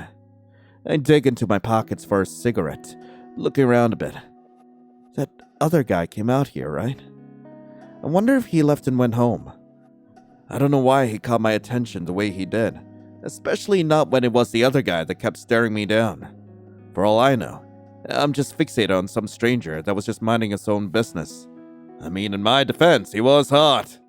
It's not like I was planning to follow him home or anything. I think it's innocent enough to just keep your eyes on someone that you think is attractive. Maybe if we'd come at a better time, I could have actually tried to talk to him before he left. I shrugged the thought away, shaking my head a bit, focusing on the cigarette a bit that I tucked between my lips as I light the end and let the smoke calm me down a bit. I could still hear the music and the chatter of the crowd inside. There's moments where I even feel like I can hear Beckett's voice specifically. Wonder how that arm wrestling thing is going for him. I can imagine it vividly in my head. He's either getting tossed over the table by some guy that's 5 times his size, or he's the one getting the upper hand because everyone thinks he's gonna be a wimp or something. Wouldn't be surprised if Beckett tried to fight dirty a bit. I've seen him do it before when he's gotten into fights. It's the same trick that I've used from time to time, when a guy that's bigger than you gets too much of an upper hand in a fight. Just yelp a little. Give a pathetic little, "Ow, stop, you're hurting me," and you've got a solid chance that they'll back off without thinking. It's not exactly a boost to the ego for some guy to feel like they're just picking on someone half their size. Then, once they're off of you, just drive your boots up into their nuts. Works like a charm. I tap the ash off my cigarette, watching it flutter down to the concrete. There's so many cigarette butts back here. I'm shocked that the owner of this place hasn't just made this the designated smoke area and put a few ashtrays out. Or at least some sort of way to dispose of butts properly. I'm sure by this point that they won't have a chance of deterring people from coming back here to smoke anyway, so why not just lean into it in a way to help keep it clean? By the time I finish my smoke, I feel better. I cough a bit to clear my throat, then I lick my wrist, making sure that my tongue's decently wet with saliva. No one's around, so I indulge a bit and snuff the smoldering tip of my cigarette out against myself. The sting makes my breath hitch, and I rub it in a touch for good measure. It feels better when someone else does it, but this is sort of like its own craving that I've been missing. I don't exactly have a ton of people that can currently ask to do this to me. It leaves a nice circular red mark on my skin, ash smudged around it. I brush it away with my thumb, then pull my sleeve back down to hide it. I drag my feet a bit as I walk back inside, not exactly wanting to be back in the middle of all that noise, but I know that I should hunt down where Beckett and Juno have disappeared off to. Gotta make sure that they aren't harassing a bunch of hillbillies too much. I'm not really paying a ton of attention as I head back in, and I end up bumping shoulders with someone hard enough that he stumbles and let out a deep oof. The words, "Watch it, bud," tingle on the tip of my tongue, only to die out in my throat when I see that's the old guy with the cane from earlier, rubbing at his chest where my shoulder must have dug right into him. I feel kinda bad. I swallow my pride and clear my throat. "Sorry, dude. Sir. Sorry, sir." I fumble a bit, feeling kind of awkward. It's a bit of a relief when he just chuckles and waves a hand. It's nothing. I ain't that fragile just yet. His mustache curls up at the corner as he smiles. His voice is deep and smooth, exactly the way that you'd expect some old cowboy to sound. You know, you seem awfully somber. Bad night? I raise an eyebrow. I'm not exactly used to strangers being super invested in my well-being. Maybe this is what people mean when they say southern hospitality. I'm fine. This just isn't my usual kind of scene. Yeah, I admit. Hands tucked in my pockets and head down slightly. The man chuckles again. Really now? Never would have guessed.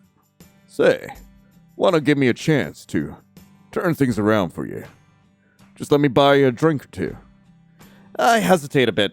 I guess he can read that on my face. He lifts his free hand up like a sort of light-hearted, innocent gesture. I promise you, I ain't some old creep that's gonna try something untoward with you. I just hate to see a fine young man such as yourself looking so down in the dumps. Especially in a place like this. I guess he might kind of have a point. This isn't exactly the sort of place to stew around in misery in. I don't think that a single other person here isn't enjoying themselves in some way. Even the people with totally neutral faces are at least tapping their feet along to the music, or they're actively taking part in conversations with other people. I'm the odd one out of the whole crowd, in more ways than one. I sigh. I really don't know if I'm super into the idea of hanging out with some stranger, even if it's for a couple of drinks.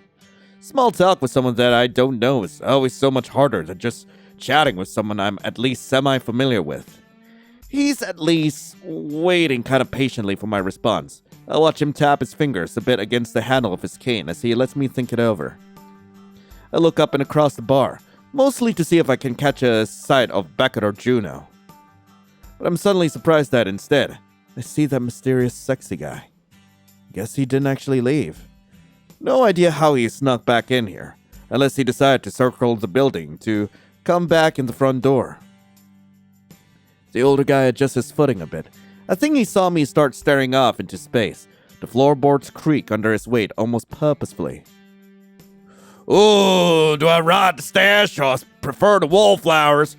Ooh, decisions. You know what? As much as I want to ride the stash, I'll get back to you in a bit. I'm gonna go for the wallflower. Sorry. There's actually some people I'm supposed to be hanging out with, and I should probably go find them.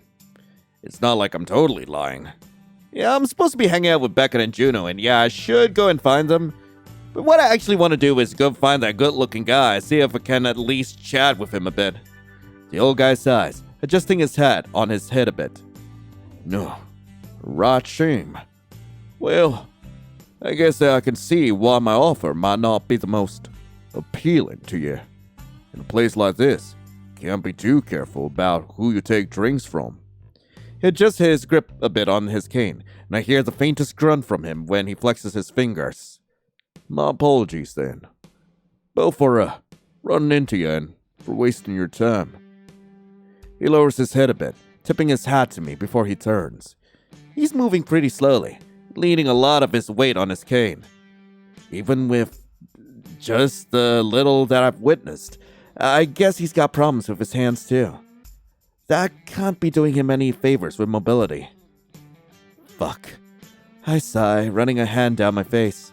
Look, sir, hang on, I'm sorry. I catch up to him in maybe 2 or 3 strides, and he stops to turn to me, giving me a smirk. Change your mind? I furrow my brows a bit. He seems awfully smug suddenly. My apologies. Couldn't help myself. An old coot like myself needs ways to have fun. And sometimes, that's pulling at the heartstrings of you young'uns. He taps the handle of his cane against my chest before lowering it back down to lean against again. This time in a way that seems a lot less like he's actively suffering. Okay, that does get the tiniest chuckle out of me. Maybe I could spare some time with this weirdo. I guess it's not like I'm exactly in any kind of rush.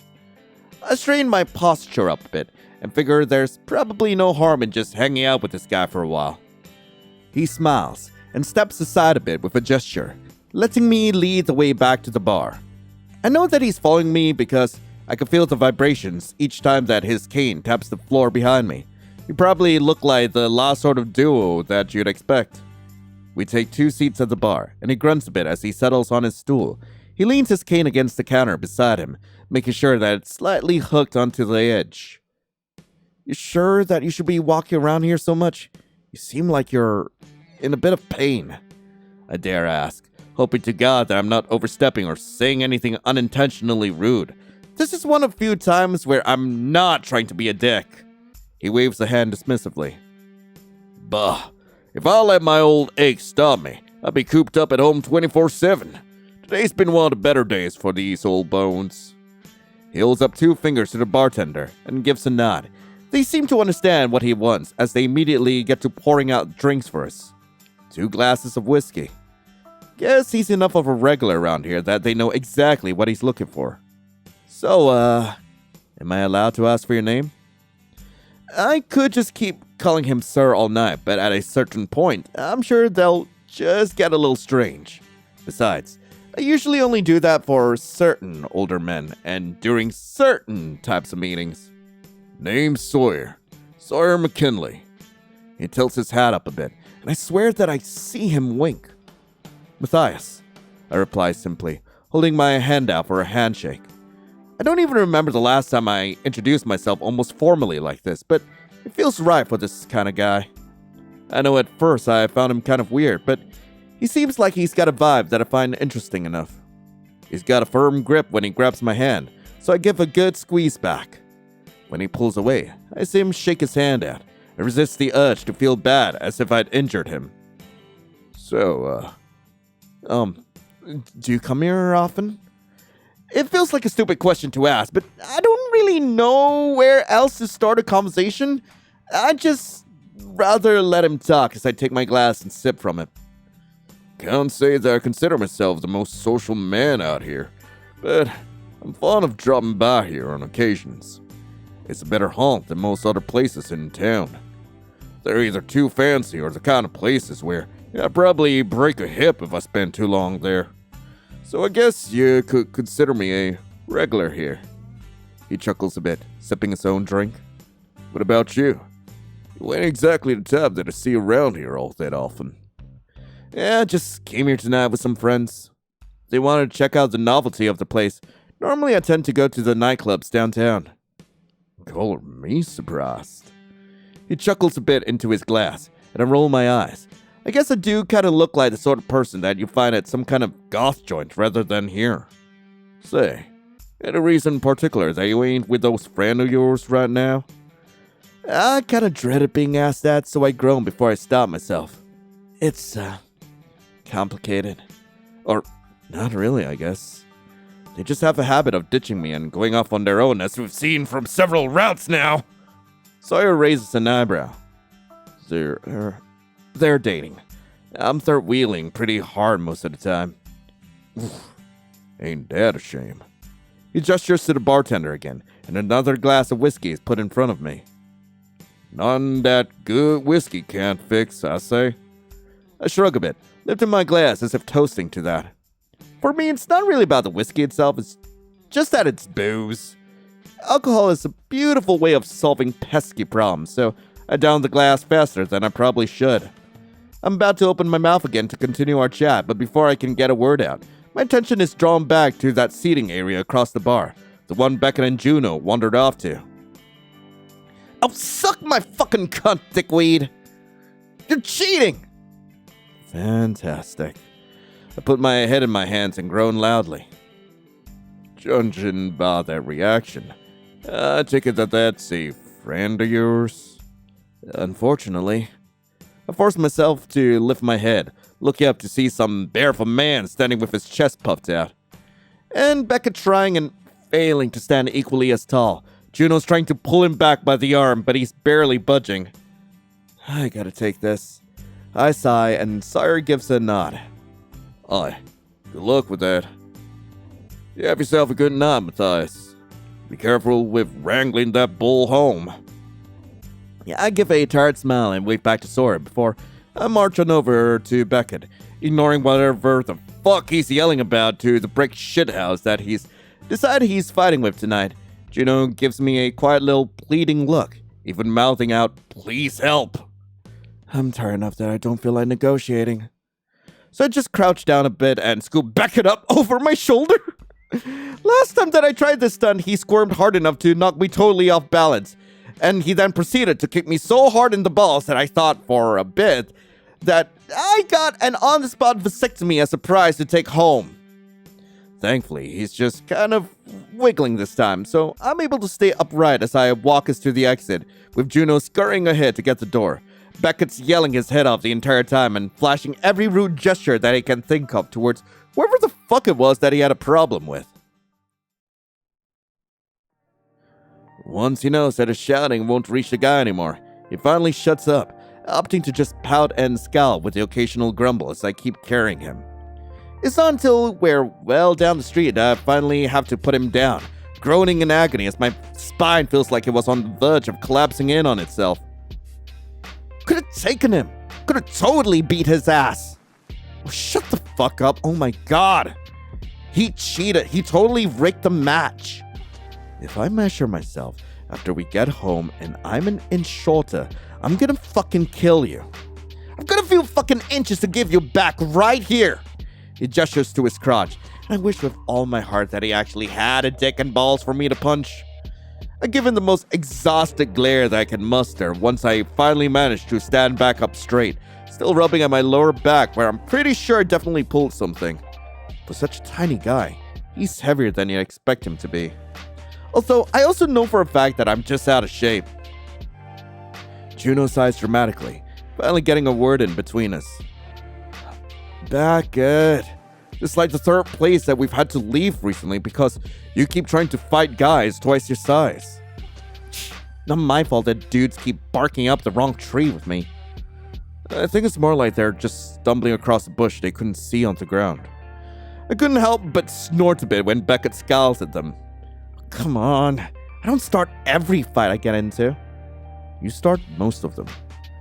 I've been keeping count. Beckett huffs, giving me a look. There's a beat of silence before he jerks his fist towards me, and I instinctively cover my crotch in both hands. Fuck! Quit doing that!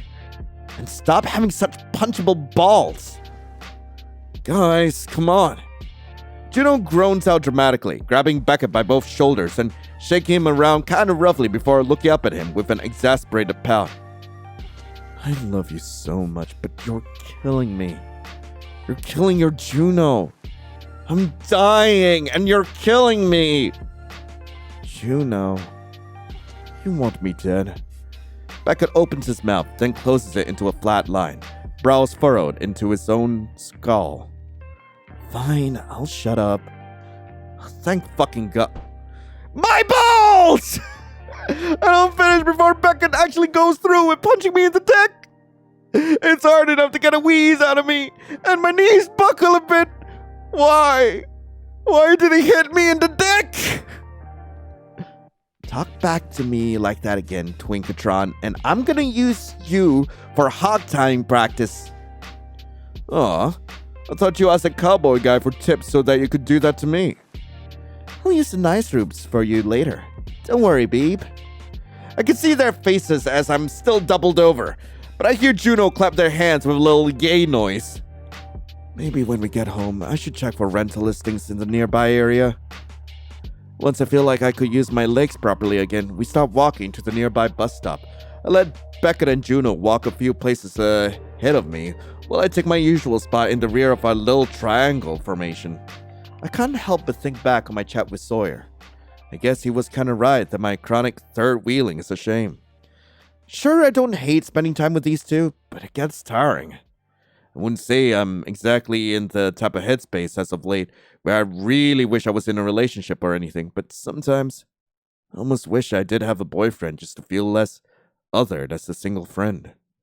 Plus, then I could just go out with him instead of being dragged around like a pet by these two. I sighed to myself. Whatever. Like I said, I know I'm not exactly fit for romance at the moment. I don't exactly have anyone that I could see myself with currently, and The idea of trying to date a totally new person just sounds like a nightmare I'd rather not go through right now. Yeah, I'll just have to keep carrying on this way, I guess. If there's any bright side that I can look on, at least, is that sometimes I can convince either Beckett or Juno to give me free alcohol when they drag me out somewhere unwillingly.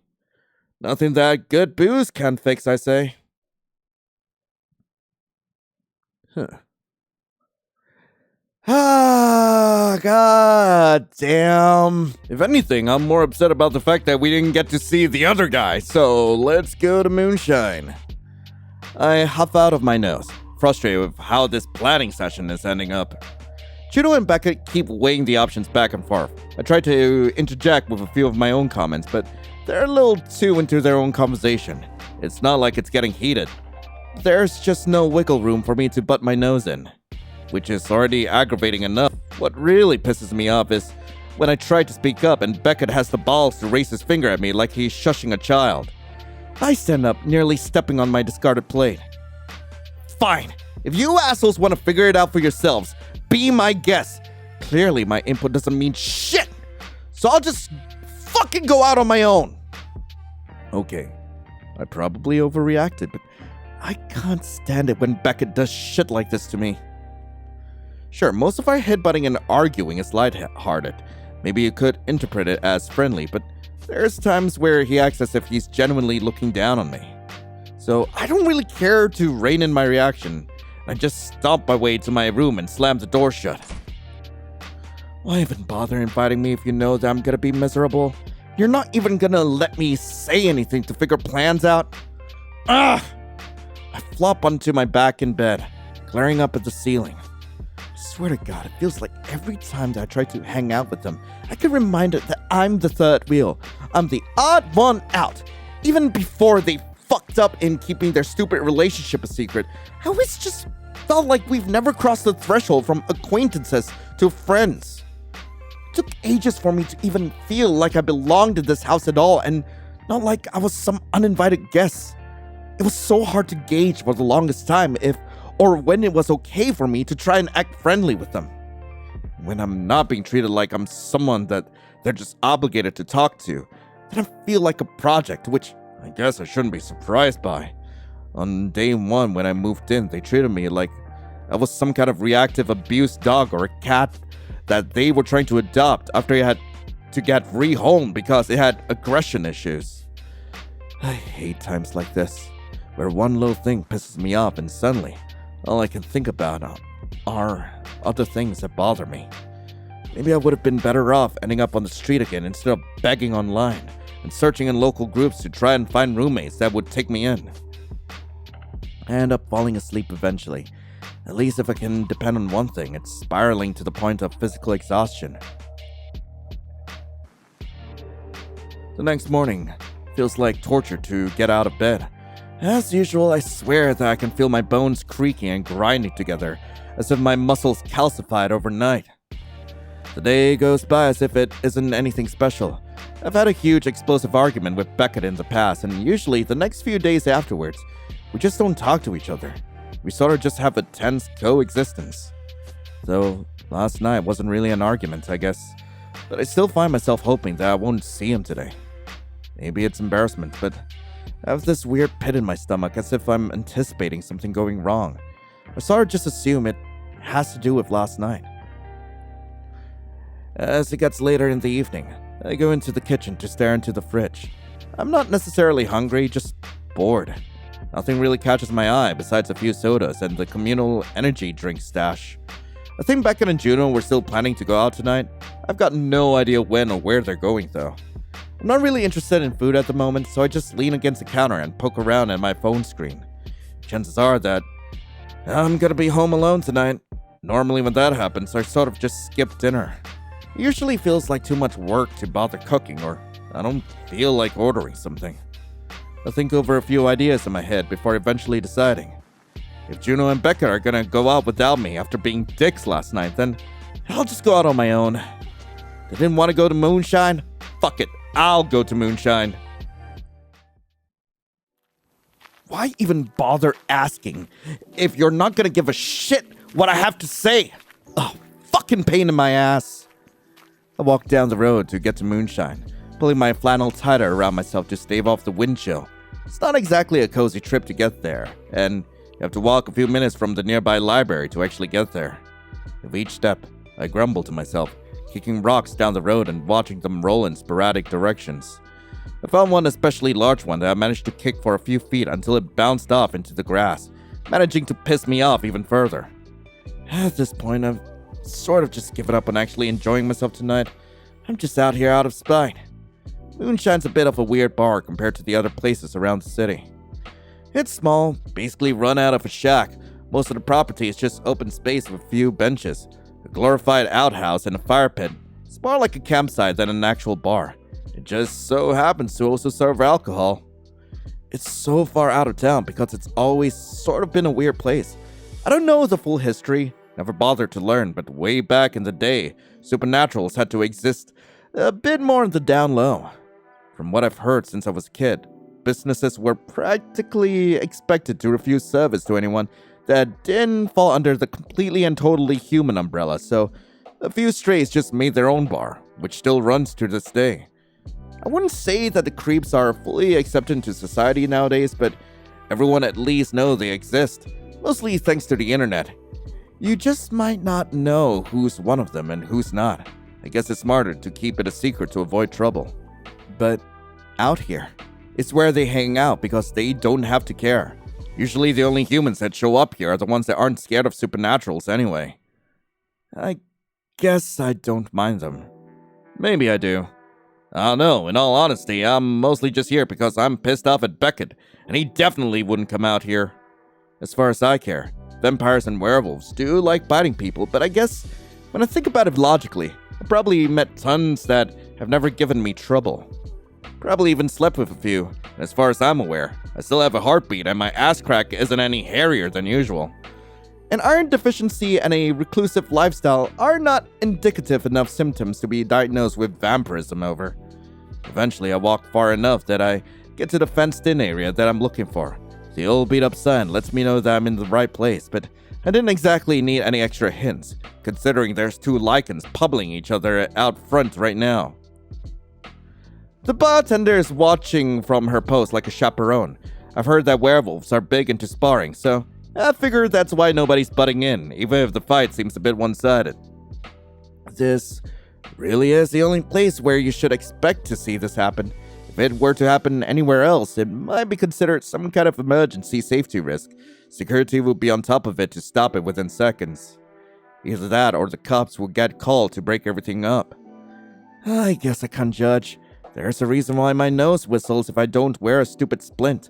Fucked around and found out a few too many times back in my teen years. I take a wide berth around them, not wanting to catch a stray claw or something. I make my way to the deck that's attached to the bar and hop up onto one of the stools. Huh, you lost, little man? We don't get bite-sized guys like you around here all that often. She says it with a smirk and a thick brow raised. I scowl and roll my eyes, sighing as I lean an elbow against the counter. I just needed something to do tonight and ended up here. She chuckles and I catch a glimpse of one of her gold fangs. Yup. Usually humans only come here for some fresh and exciting to try out. Be sure to watch yourself out here. Before she turns back to the shelf behind her, she puts a bottle of beer on the counter in front of me. Not my first choice, but fuck it, whatever. I pop the cap off with the edge of the counter and turn around in my seat, watching the wolves going at it. I feel like I'm going far enough away to not be in any kind of danger, but I can still catch glimpses of the guys' faces. Between the snarls and yapping, there's the occasional flash of toothy grins, like a sort of manic joy. I guess this is how dogs feel when they roughhouse. With just a brief look around, I can only assume that most of the patrons here are werewolves. Maybe I'm stereotyping, but they just look like it.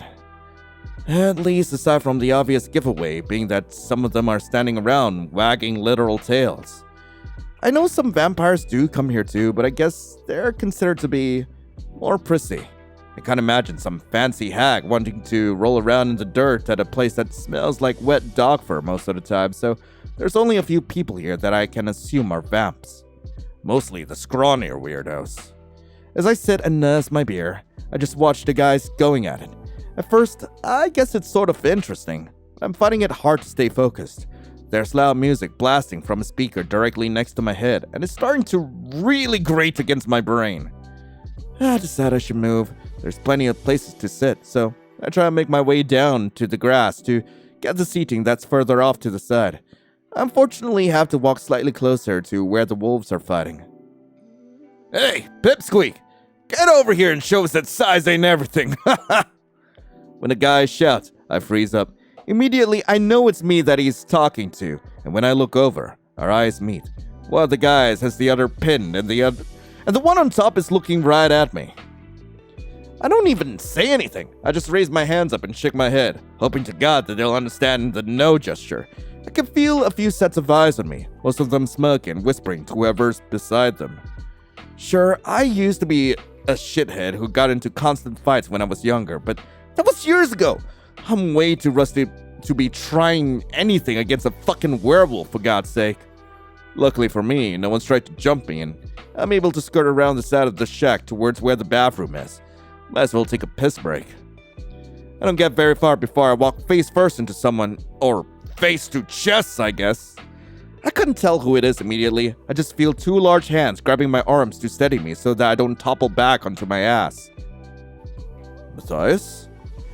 That voice makes me freeze. I instinctively take a large step back, nearly stumbling, and I look up at the dipshit that ran into me. Atticus? Oh, great. Just what I needed to make this entire night even more of a shit show. Atticus, as he usually does, just laughs. I see his mouth twist into a grin and he snorts. What? It's exciting here. Got a guy have a bit of fun, hanging out at a bar where brawling is encouraged, especially around a bunch of freaks with super strength. I crinkle my nose as Atticus flexes an arm. He really is a fucking meathead. Christ, do you just come here to pick fights or something? It's mostly for the atmosphere. So you're hanging around the zoo alone? Atticus clears his throat, almost looking sheepish for a second. Well, it's not exactly a popular spot for most people. I couldn't find anyone to come with me.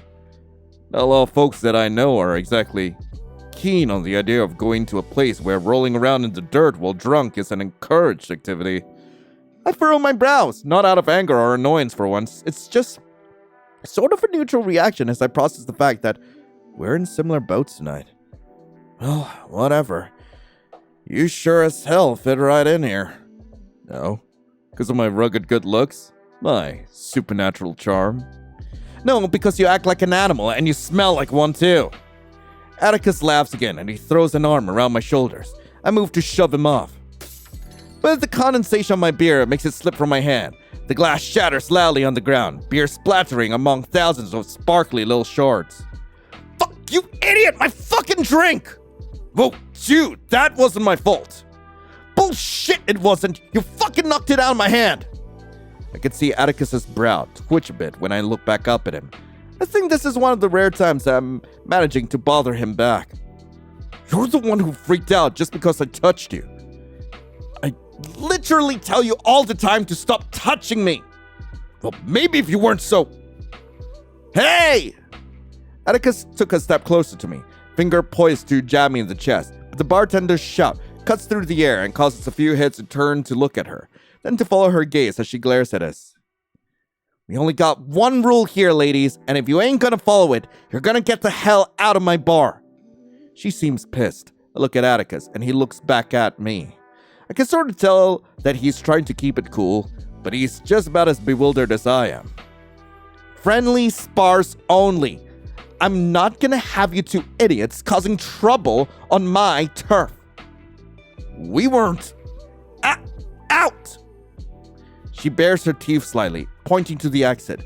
I guess it sort of makes sense why a place like this would have a strict no-nonsense policy. But fuck, man, I came here to drink and now I'm being kicked to the fucking curb because Atticus can't act like a civilized human being for once. We begrudgingly make our way out, and I feel my face burning as unwelcome eyes watch us leave. I don't even look at Atticus, but I feel like I know for a fact that he's acting completely nonchalant about this. Stupid fucking bastard. He's lucky that I don't whip around and kick him in the stupid dick. Unfortunately for the both of us, leaving isn't exactly a quick trip. We might as well be in the middle of the woods. The path back to town is pretty clear and straightforward. It's just long. And there's not exactly any buses that travel out this far. I intend to make a show of how pissed I am for the whole walk to the nearest bus stop, seething and keeping silent in the hopes that Atticus isn't too stupid to take the hint. So that was crazy! Never thought I'd be the one getting kicked out of a werewolf bar. I clenched my hands at my sides, turning to shoot a look over my shoulder at him. It's your fault! How? Are you really that mad about your beard, dude? Judging by his strained expression, he's trying to mask his annoyance with a playful tone. He's clearly pretending that the question is rhetorical to make me sound crazy. I'm mad because you never listen when I tell you to fuck off, and because of that, we got kicked out! If you didn't fucking touch me, we could both still be in there. Atticus rolls his eyes. Most people don't freak out over someone just touching their shoulder. At least not hard enough that they chuck their drink at the ground. I didn't chuck shit, you fucking cockhead! We keep bickering as we walk, my voice steadily rising. I'm sure the wildlife in the woods are all getting startled off or something. I feel like I'm gonna pop a blood vessel every time that Atticus just repeats my words back at me in a stupid voice to mock me. It's like arguing with a goddamn child! At this rate, he's lucky I'm smart enough to not to try to actually pick a physical fight with him. He's already done enough damage tonight. I don't exactly need him to lay my ass flat on the gravel. We're so busy with our yelling match. Neither of us noticed that we aren't alone on the trail. There's some guy walking the opposite way to us, probably on his way to Moonshine. I'm sure he's gonna have a fucking laugh as he talks with everyone about the two crazy assholes having a screaming fit on the road. As he walks by us, though, he bumps into me, hard enough that I stumble slightly into Atticus. He catches me and snorts. Fucking asshole finds everything funny. Atticus watches the guy as he keeps walking, shaking his head and making some comment about how everyone's an asshole nowadays. I guess he's right, especially when I give my pockets a quick pat down and realize, hey, that shady cunt stole my fucking wallet! As I turn to look back at the guy, all I see is the bush nearby rustling. Bastard took off into the woods when he hurt me! Neither of us hesitate to give chase, sprinting after the guy and trying to run towards any of the leaves that rustle too much, following the sounds of cracking twigs and footfall. Atticus eats the distance up quickly with those long legs of his, only slowing down when he has to duck under some branch. He's able to sprint as if the terrain is barely even there. I've never exactly been athletic, but I can bob and weave quickly. The uneven ground makes it even harder for me to keep my footing as I trip over every single rock that finds itself under my shoes. I blame you! For what? For not keeping your mouth shut while we were walking! Would have seen him coming otherwise if you had just shut up and left me alone! I would have been paying attention enough to notice him walking up to us! Atticus slows down slightly, looking bewildered before he shakes his head and picks the pace up again. It's only a few seconds until the trees eventually thin out into a clearing, but God, that felt like an eternity to me. Atticus barely broke a sweat. Meanwhile, I feel like my lungs are on fire and my legs feel numb. I hear Atticus curse under his breath as he looks around the clearing, standing right at the edge of it. The guy's totally gone. For a brief second, I want to punch something, fist balled up as I try to decide whether that something's going to be a tree or Atticus. The only reason I don't throw an immediate fit is because my vision clears slightly, and I see something black in the tamped down grass in the middle of the clearing. My wallet! I don't even take a second to think. I just move to walk into the clearing, but Atticus stops me by grabbing me by the shoulder. His eyes dart around a bit, as if he's scoping the area.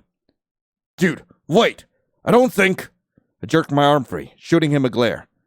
I'm not gonna sit here if a bear's gonna come out and attack me! I just want to grab my goddamn wallet, and I want to go the fuck home! I don't know what has him so freaked out. All I care about is my wallet being intact, hoping to God the guy was too busy running to actually take anything from it.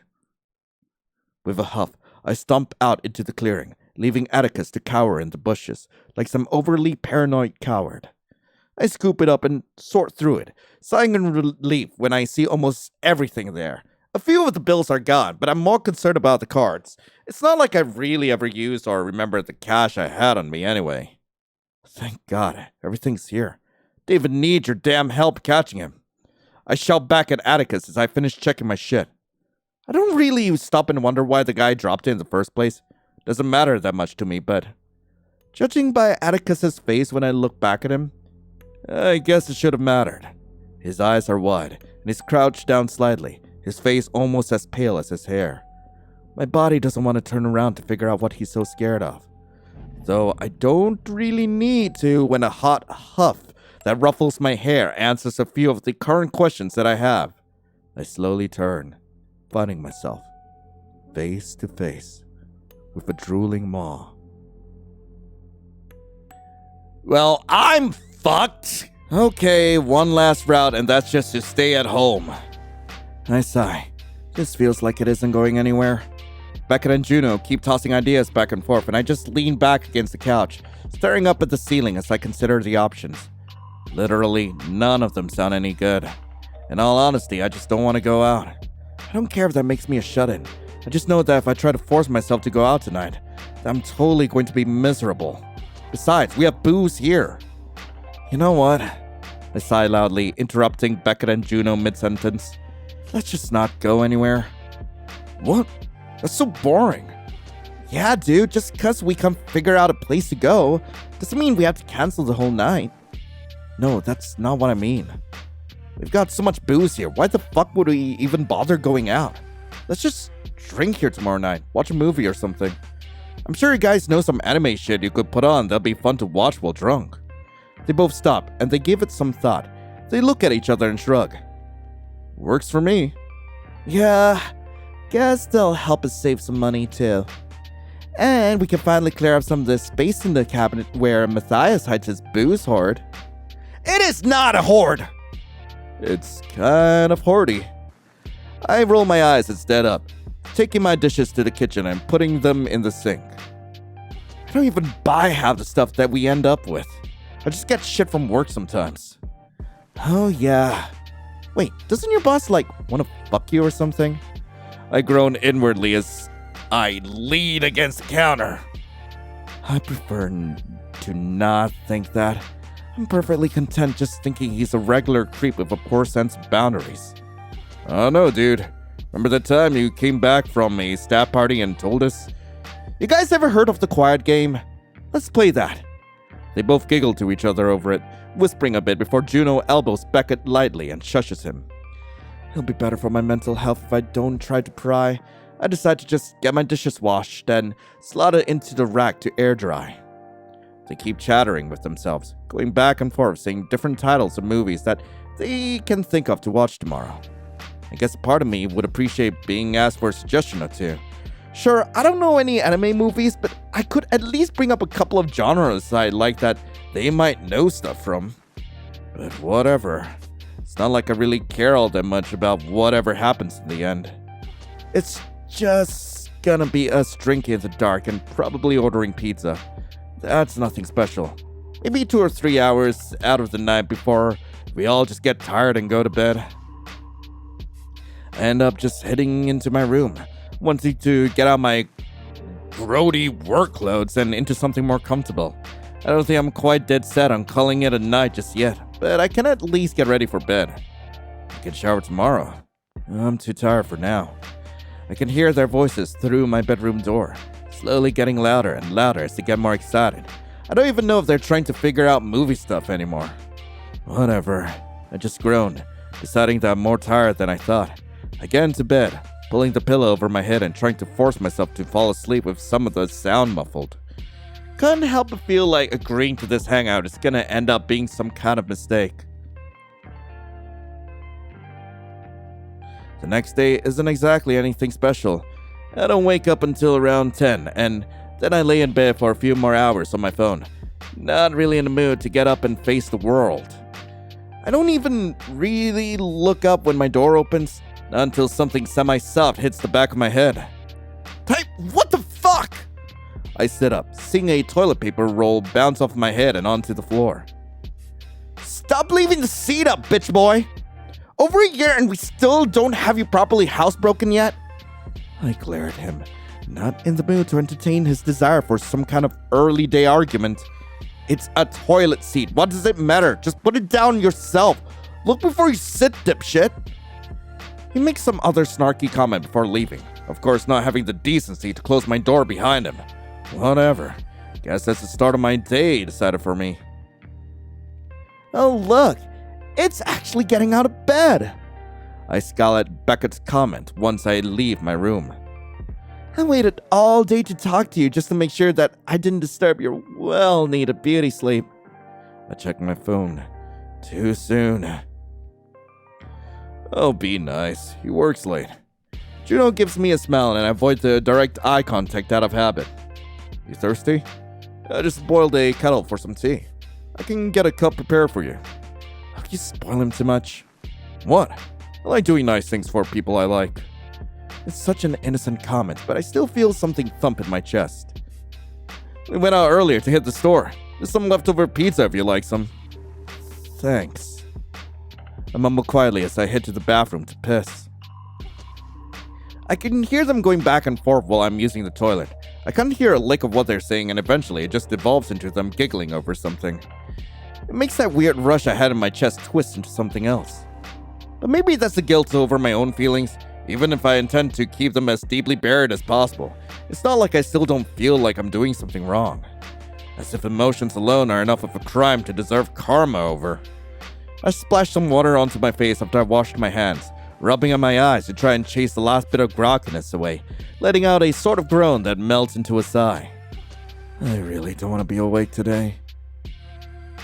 Juno and Beckett have migrated to the bedroom now that they finished their food. I see the kitchen's mostly cleaned up, save for a bowl of noodles and a mug of tea sitting on the counter. I swore there was a pot on the stove earlier. Wonder if Juno plated it for me. It's not like it's anything fancy. Pasta from a box, sauce from a jar, some cheesy tomato mixture that's actually pretty good. The tea isn't half bad either. Juno's figured out how much milk and sugar I like. After I eat, I finally get myself into the shower, trying to chase away the last lingering bit of fatigue. Getting so desperate to chase the fog from my brain that I crank the water from boiling hot down to freezing cold for a second, just to clear my head a bit, trying to shock myself into some degree of functional. Seems to work. I feel a bit more alert once I get out, dry off, and change into some proper clothes. I don't know when the other two wanted to start our plans tonight. I figure around supper time. Knowing Beckett, he'll want to order a pizza. I won't exactly argue with that. I'll mostly be focused on the booze. As long as him and Juno don't order something gross, I'll just eat whatever's available. For now, I've got a few hours to waste, so I spent a bit of time rooting around in the cabinet to see what liquor we have, pick out what'd be a good to mix with what juice there is in the fridge. Not exactly anything that feels classy, but we're not exactly a fancy group. I know in the end, just taking shots together will suffice. But I still wouldn't hate putting that little bit of extra effort in. I don't exactly get to show off that often when it comes to the skills I picked up at work. Beckett works at one of those local art galleries. He might as well run the place as he does all kinds of artsy shit. It makes me feel like a total amateur when all I can do is draw with cheap pencils. Pretty sure that most of what we have hung up for decor is his work. Juno, on the other hand, works at a boutique as some kind of fashion consultant, so anytime they leave the house, it's basically them showing off how good they are at what they do. It's the kind of job that Vivi's been trying to get into, but she's still at that dress shop downtown doing alterations for people. Meanwhile, all I do is mix alcohol for drunk bastards at a restaurant that insists it's bougie. All that's really good for is helping me become people's favorite person at parties, or showing off a few tricks I picked up that involves juggling a bottle or two. Maybe if I got in a position in the kitchen, I'd have something more impressive to show off more often.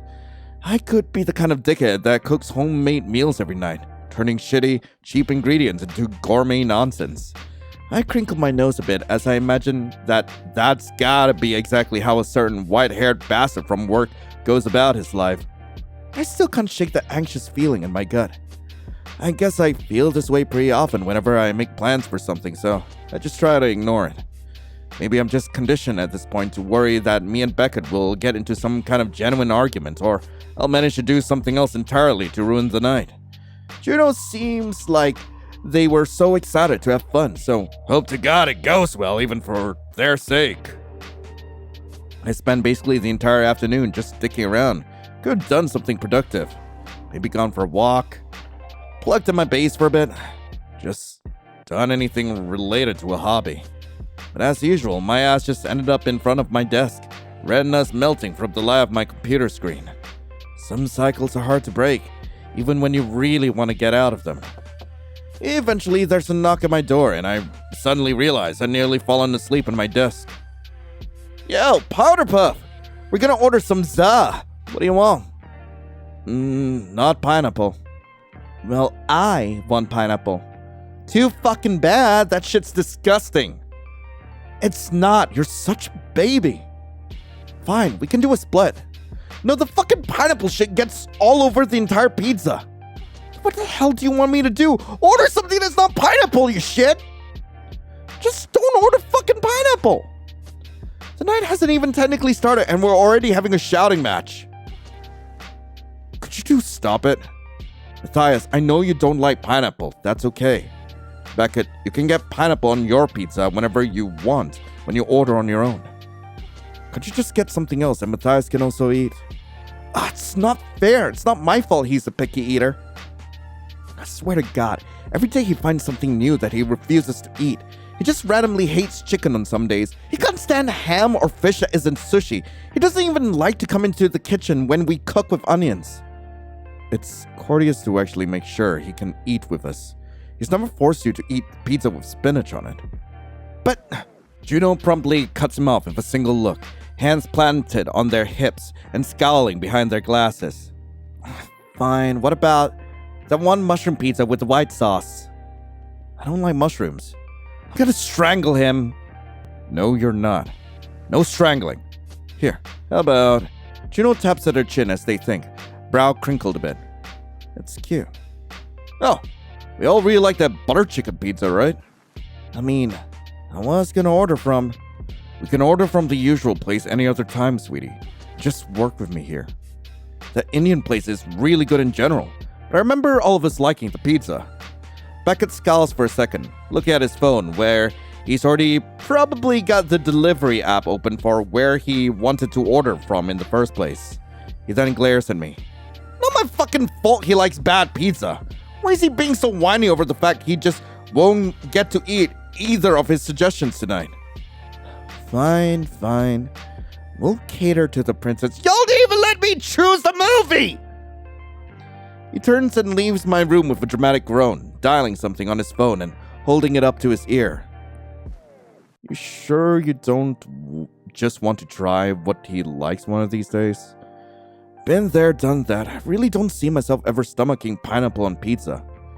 I barely like pineapple in any kind of dish anyway. Juno sighs a bit, but eventually turns and follows behind Beckett as he's on the phone putting the order in. Such a stupid thing to get mad over. Anytime I have some issue with food, he's got to comment on it. I don't know what it is. There's just some textures I don't like. And love other stuff where I just hate the flavors. It's not like it affects him at all if I just don't eat certain foods, but every time I have to pass on a meal, he's got some snarky comment to make about how I'm acting childish or something. Meanwhile, he's the one that Juno has to constantly remind to eat vegetables. The pizza eventually arrives, and I finally decide to crawl out of my cave, watching as Beckett pays and tips the delivery driver before bringing the box inside. It does smell good. I think Juno made the right call. We crowd around the counter as he opens the box up, and I walk around him to get some booze from under the counter, mixing liquor with some soda to start us off. I'm content to just plate some slices of pizza, then to sit in front of the TV, but Beckett clears his throat loudly as if demanding attention. Dare I say, gentlemen, that we have a toast? Why are you the way that you are? He raises his glass up, and Juno pays full attention to him, meaning I have to linger as well. Cheers to us for being 3 idiots with a single brain cell shared between all of us, And cheers especially to Juno, who carries said brain cell most of the time. I scowl a bit, then I realize that if I tried to dispute that I'd be lying. He's kinda right. May we continue to prosper under this roof, spending whatever amount of time to come tolerating each other just enough to survive. You are a piece of shit. Whatever the future gives us, we'll kick its fucking ass. I guess cheers to that weird freak that we picked up off of the side of the road. I had my doubts at first, but I guess he's kinda cool. I blink, caught off guard when Beckett locks eyes with me to say that with a smile that seems genuine. He's not even drunk yet, so I feel weird getting this kind of attention. He lifts his glass up, and I play along and mirror Juno as they lift their own drink, the 3 cups clinking together hard enough that I flinch a bit. I don't know if fluster is the right word, but I certainly gotta shake my head a bit as I sip my drink, not knowing what's got Beckett already in such a good mood. After they both take a drink, they kiss and laugh a bit. I still hate being near them when they get all touchy. But Juno then grabs me next, pulling me down to their height and plant a kiss on my cheek. I need to sit down. I bite my tongue and wipe my cheek, feeling the heat radiating off of my face, hoping to God neither of them see how red I am. Thankfully, they're back to being totally engrossed in each other. We don't even make it to the couch with our food, instead just eating in the kitchen as we get caught up in some conversation. By this point, we're each a few drinks in as I just make myself busy refilling and topping off glasses. I'm sort of just bordering on tipsy after a bit, and we haven't even started the movie yet. I think Beckett and Juno are at a similar point. With full glasses, we finally wander to the living room to take our respective seats, Juno tapping at their phone to sort their insulin out. As usual, Beckett sits down in the center of the couch, and Juno cuddles up beside him. Meanwhile, I don't have space to fit in beside them comfortably, leaving me to the floor as usual. At this point, it's not even something I really complain about. I get as much leg room as I want down here. Juno takes the remote and opens up the streaming app they use, navigating the different menus until they get to some list of saved stuff. Did you decide on what you wanted to watch yet? I was kind of torn between that one fantasy anime about soul hunters. It's only got a few episodes. I figured we could binge it in a night. Or that new horror one from that really cool manga artist. The word horror gets my attention. I mean, I think I'm feeling more like watching the fantasy one. Such a dick! I scowl. At least one episode. If it's lame, then we can watch the other movie. Whatever. At the end of the day, it's not like I usually care about this stuff anyways. Juno gets the show going. I guess it's fine. For a first episode, it's nothing special, but looks cool. The main character is some guy in a cloak dragging escaped souls back into some graveyard, so I guess it's a cool concept. It even introduces a villain that seems interesting, and the fight scene is kinda badass.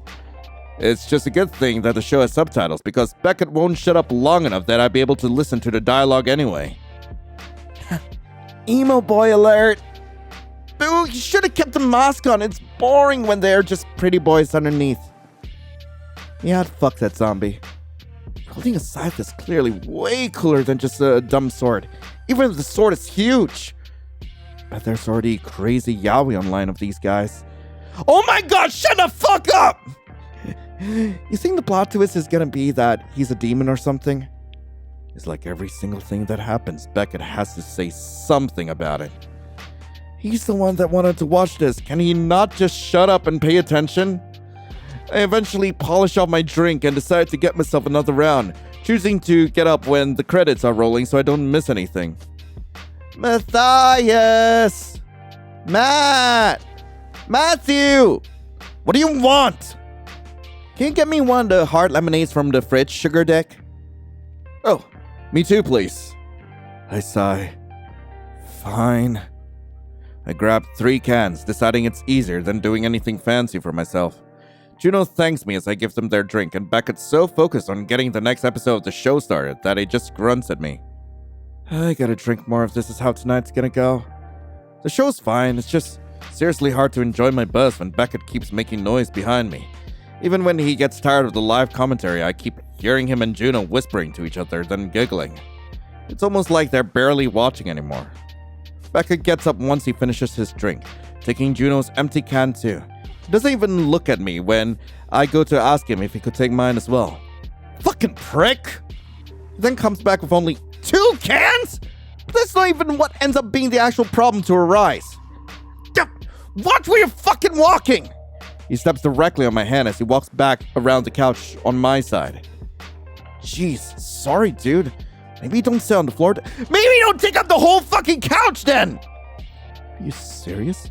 Where the fuck else am I supposed to sit when you guys literally take up the entire couch? Why not just pull over one of the dining chairs? It's not that hard.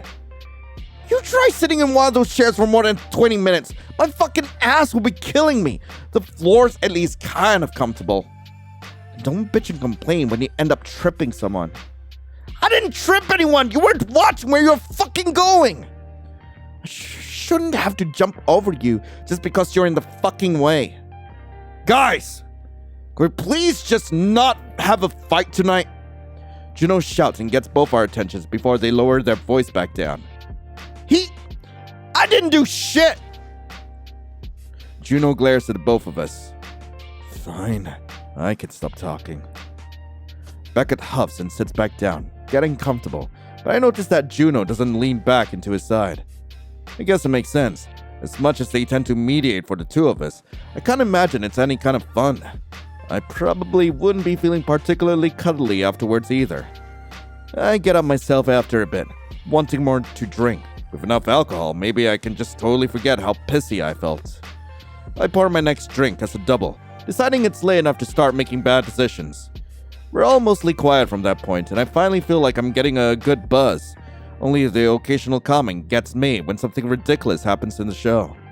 Otherwise, Becca only pipes up whenever I go to walk to the kitchen. Over and over and over again. Every single time, he never even asks as I stand up. He always waits to fucking shout it at me when I'm across the house, telling me to bring him a glass of water, barking out that he wants more liquor. At this point, I feel like I'm missing most of what we're watching because I'm spending all my time playing at-home mixologist because Becca can't get off his fucking ass to mix himself some basic drinks. There's only maybe 1 episode left on the show's playlist. Thank God if I survive 30 more minutes, I'm home free. I can just fuck off and go to bed. As I end up in the kitchen again, of course Beckett yells for something, wanting me to bring him a can of regular soda. It's just 30 more minutes. That's it. He can't possibly want anything else after this, so I bring him the drink. Then I turn to get myself something. Oh hey, one more thing, can you... What the fuck else could you possibly want?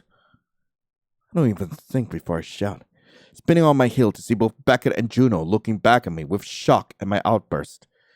Jesus Christ, dude, I was gonna ask you to put my glass in the sink. Why the fuck are you trying to bite my head off? Because you've been pissing me off the entire night by telling me to do shit for you and talking over the entire fucking show. The show that you wanted to watch. I'm not talking over shit. You're the one that keeps yelling at me over random bullshit. It's not fucking random. Can you just listen to me for once instead of talking to me like I'm stupid? Half the time, I end up yelling at you because you're either being a fucking moron or a giant cunt. Guys. Bullshit. You're just as much of a dumbass and an asshole as I am. Who gave you the right to act like you know any better than I do? Don't fucking call me a dumbass. And I don't need the right to call your bullshit out. God forbid I say it to your face when you're being a fucking twit. He's off the couch at this point, standing in front of me as if he thinks he isn't 4 inches shorter than me. Oh, so I can't return the favor? Let you know when you're being a dickhead? I'm not a fucking dickhead. You're the one that starts everything. I start everything? You're the one that always manages to pull arguments out of his asshole at any given time. Oh, big surprise. King of the Dicklets can put 2 and 2 together to figure out why he's on my nerves so goddamn often. Because you never actually have any good reasons. Guys, please. I have plenty of reasons. Do you know how quiet it was before he moved in? Was fucking amazing. And my life was just fucking peachy before you stuffed me in that glorified storage closet that you advertised as a cheap room for almost a year before deciding, then why don't you just fucking move out if you're that miserable? Maybe I will. At least then I won't have to sit around and watch you two suck on each other's faces all day anymore. Please, this is... Oh, bitch boy's jealous, huh? You're just so fucking lonely because all you ever do is go out and get your ass blown out by whoever the hell gives you the tiniest bit of attention. You're too busy taking fists up the ass to ever actually talk to anyone. It's no wonder you can't find a damn boyfriend that's as much of a loser as you are.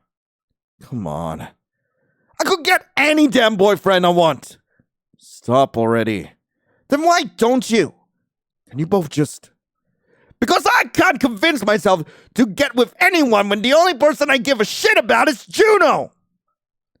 That's when the room goes quiet. All except for my heavy breathing and the blood rushing through my ears. The adrenaline and alcohol are both making my head spin a bit. Beckett looks back at Juno, who's just frozen in place on the couch. Do you know how fucking hard it is? Every single day to come out here and see you two together? I catch fucking feelings for someone for once in my fucking life, and they're not even an option because some annoying twerp got in my way before I could grow the balls to say anything. Because you're just that much better than me. Right? You're head of that stupid council at the art gallery. Everyone fucking loves you. You make like 4 times as much money as I do. But you still whine and bitch and complain about every little thing that I dare to do. Is that because you don't have any real problems to keep you busy? You gotta get up my ass about random shit. Are you crazy? The hell do you mean I don't have real problems? Oh, boo fucking who? Your parents got divorced when you were a kid. Well. Fucking harsh, Matthias. I wish I could have been a child of divorce. Try being the product of 2 assholes trying to save a failing marriage. You try being the punching bag they use to get all their anger out of instead of each other. Are you fucking serious, dude? What the fuck is wrong with you? What's wrong with me? Oh, I don't fucking know. Whatever the hell is most convenient for you to make me sound like I'm the unreasonable one here. That I'm just crazy. And that's why I act the way I do. What's wrong with you is that you're a short, annoying, whiny, bitchy, dickless little... I got jumped. I immediately got decked. I'm out cold. I don't think I'm recovering from this. I'm on the floor. Stars dance on the ceiling when I open my eyes. I blink a few times, licking my lips and tasting metal. Ackett, why the hell did you? He fucking grabbed me. You think he wasn't about to hit me first? That doesn't mean you could just punch him that hard. Oh, so that's why I'm down here. I groan and push myself up, touching the weird wetness that's dribbling down my face. My fingers are red, and so are Beckett's. Or his knuckles are, at least. Look, he's sitting up. He'll be fine. He had it fucking coming. I am going to fucking rip you a new one, Beckett. He finally acknowledges me just to spit that at me. I can't tell if it's the booze or the pain making it hard for me to focus on him. He steps forward towards me, and I reflexively scoot backwards. Don't ever talk about Juno as if there's some fucking object that you lost out on. And keep my fucking name out of your mouth when it comes to you being a whiny little bitch about how insecure you are. It's at that point that he finally lets Juno get a hold of him, pulling him back before he decides that he's got a few more lessons to teach me. Before he turns, he brings his fist to his mouth, and I swear that I see him lick the blood off his knuckles. I can barely process what's going on. We were arguing, yeah. I don't remember what I said. I remember yelling. I can feel how raw my throat is. I rub my hand over my mouth again, trying to catch the blood that's still trickling out. That metallic tang is coating my entire tongue. I quickly run my tongue over the back of my teeth. They all seem to be there. The pain is settling in, slightly numbed by the booze that's making it hard for me to process what even happened. My face hurts the most, but so does the back of my head. Then suddenly a door slams, and I'm shocked out of my stupor. My feet uselessly kick and slide against the floor, socks stopping me from getting the friction I need to push myself up onto my feet quickly. A full body flinch as Beckett and Juno disappear into the bedroom. I realize I'm alone, but I hear their voices coming from the room across the house. They're arguing. My chest feels tight. I'm just barely managing to wrap my head around this. They're arguing because of me. I got hit. Logically, I know it's because I crossed the line, but there's this old fear that gets its claws around my throat, and I'm finding it hard to breathe, especially when I inhale and blood hits my throat. My heart won't stop pounding in my ears and slowly drowning the rest of the noise in the house out. I have to work harder to fill my lungs up. I finally get myself up, pushing myself up with numbing hands, leaving half of a red handprint smeared on the floor. And I do the one thing I can always do without fail. I run to my room, closing the door behind me, and I find the space between my nightstand and the wall, the space I can squeeze into and feel surrounded on all, except for one side, so nothing can sneak up on me. I don't even want to cry. If I cry, I'll just make things worse. So I just sit with the pain, the adrenaline quickly sobering me and making me realize what I'd just done. Ah, come on. Holy shit. Anyway, that was Am I Gonna Regret This? I really hope you guys enjoyed it. If you guys do want to play this for yourselves, link to the game will be in the description below. And we will be back once the full game is released. Personally, for me, I liked the last ending the best. I feel like the drama really lended itself well to me actually locking in for the visual novel. Like, we know from all the other routes that everyone is awful. Everyone is a terrible person, including the protagonist. But god freaking damn, I'm so curious to see like where this is gonna go. Personally, for me, I feel like some of the other routes were a bit slow, but I guess the setup is important to actually have a better idea of like who these characters are and what they're like, and perhaps a bit of a teaser of like what we could encounter in the future. But do let me know what you thought in the comments below. In the meantime, thank you so much for watching. Hope you all have a lovely rest of the day, and as always, I'll be seeing you in the next video. This is Lion, signing off. Ciao.